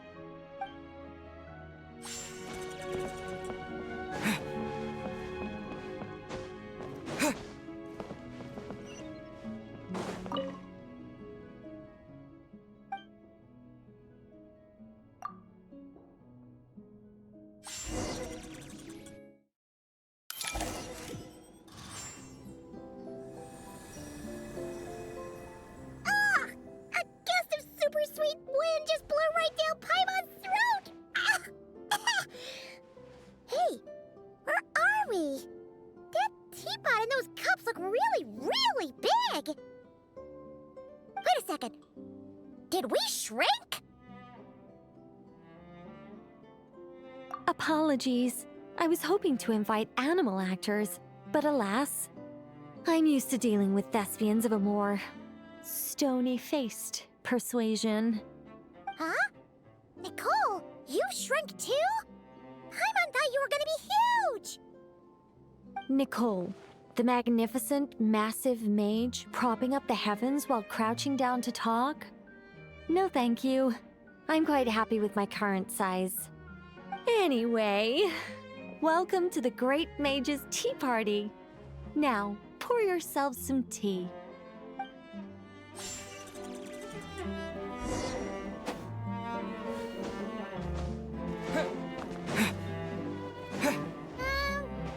Does the Great Mage's Tea Party involve us boiling the water ourselves? It's called participation, Paimon. This is all about creating a sense of participation.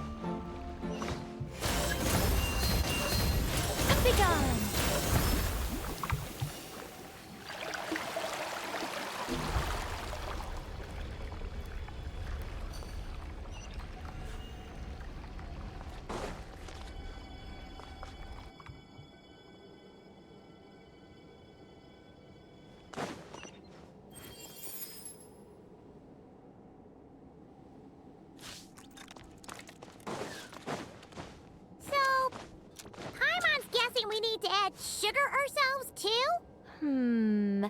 Alice takes 3 sugars, Anya prefers 1, and Barbeloff likes hers without. Okay. Should Paimon be writing this down? No need, no need. I'm just thinking out loud.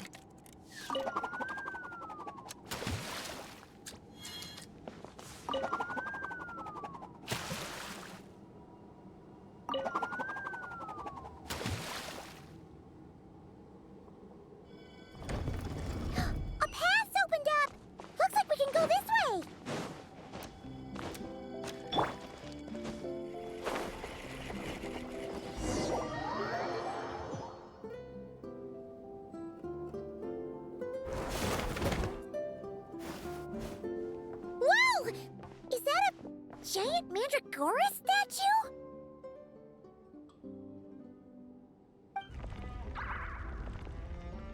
Hold on a moment. Sorry, just a minor technical difficulty. Let me see.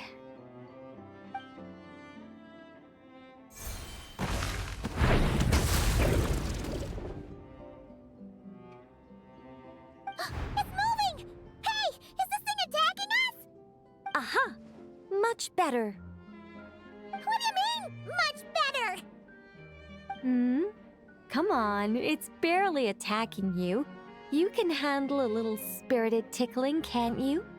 Besides, this is the perfect opportunity for the traveler to show off some skills.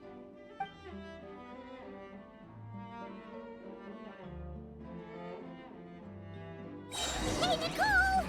Help us out here, will ya? All right. Heaven's will made mine. Dawn rises! Yeah!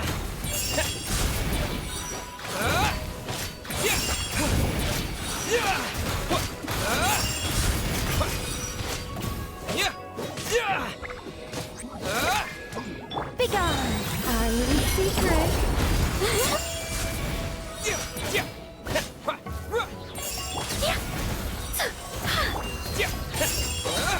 My everlasting flame!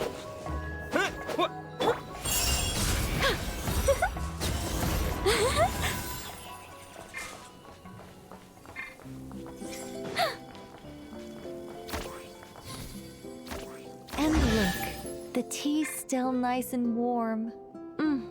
Just right, in fact. Did you just plan this whole thing just so you could sit back and enjoy this moment yourself? Come now. This is your reward. You were the ones who earned it, after all. Go on then. Open it up.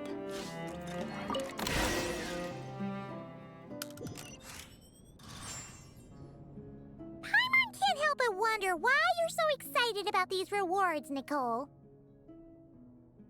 Sure, Paimon looks forward to the traveler's reaction when she gets him a gift, but this feels kinda different.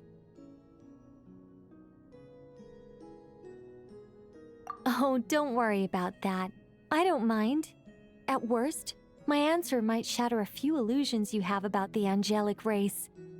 If you thought we were all selfless, benevolent beings, the truth may make you think again. As for your question, my dearest Paimon, my excitement has nothing to do with sharing the joy of those I guide. Instead, it derives from completing the duties I am burdened with. Huh? It all started with the birth of the angels. We were entrusted with the mission to love all living beings on this land. But unlike the gods who came after, our ability to perceive emotion was crude and undeveloped. Most of the time, we simply executed our orders from above, like automatons following commands. Aside from enlightenment, guidance was our primary mission. It was one of the few instincts retained by my former peers after they were stripped of their wisdom. Upon completing our missions, we gained a certain sense of joyous relief. It was the most intense emotional experience an angel could normally undergo. Isn't it kinda sad? Maybe, but I prefer not to think of it as something worthy of pity. After all, not even the great ruler of the firmament can deny the truth of the emotions in my heart right now. Besides, guiding others is a good thing in itself, don't you think?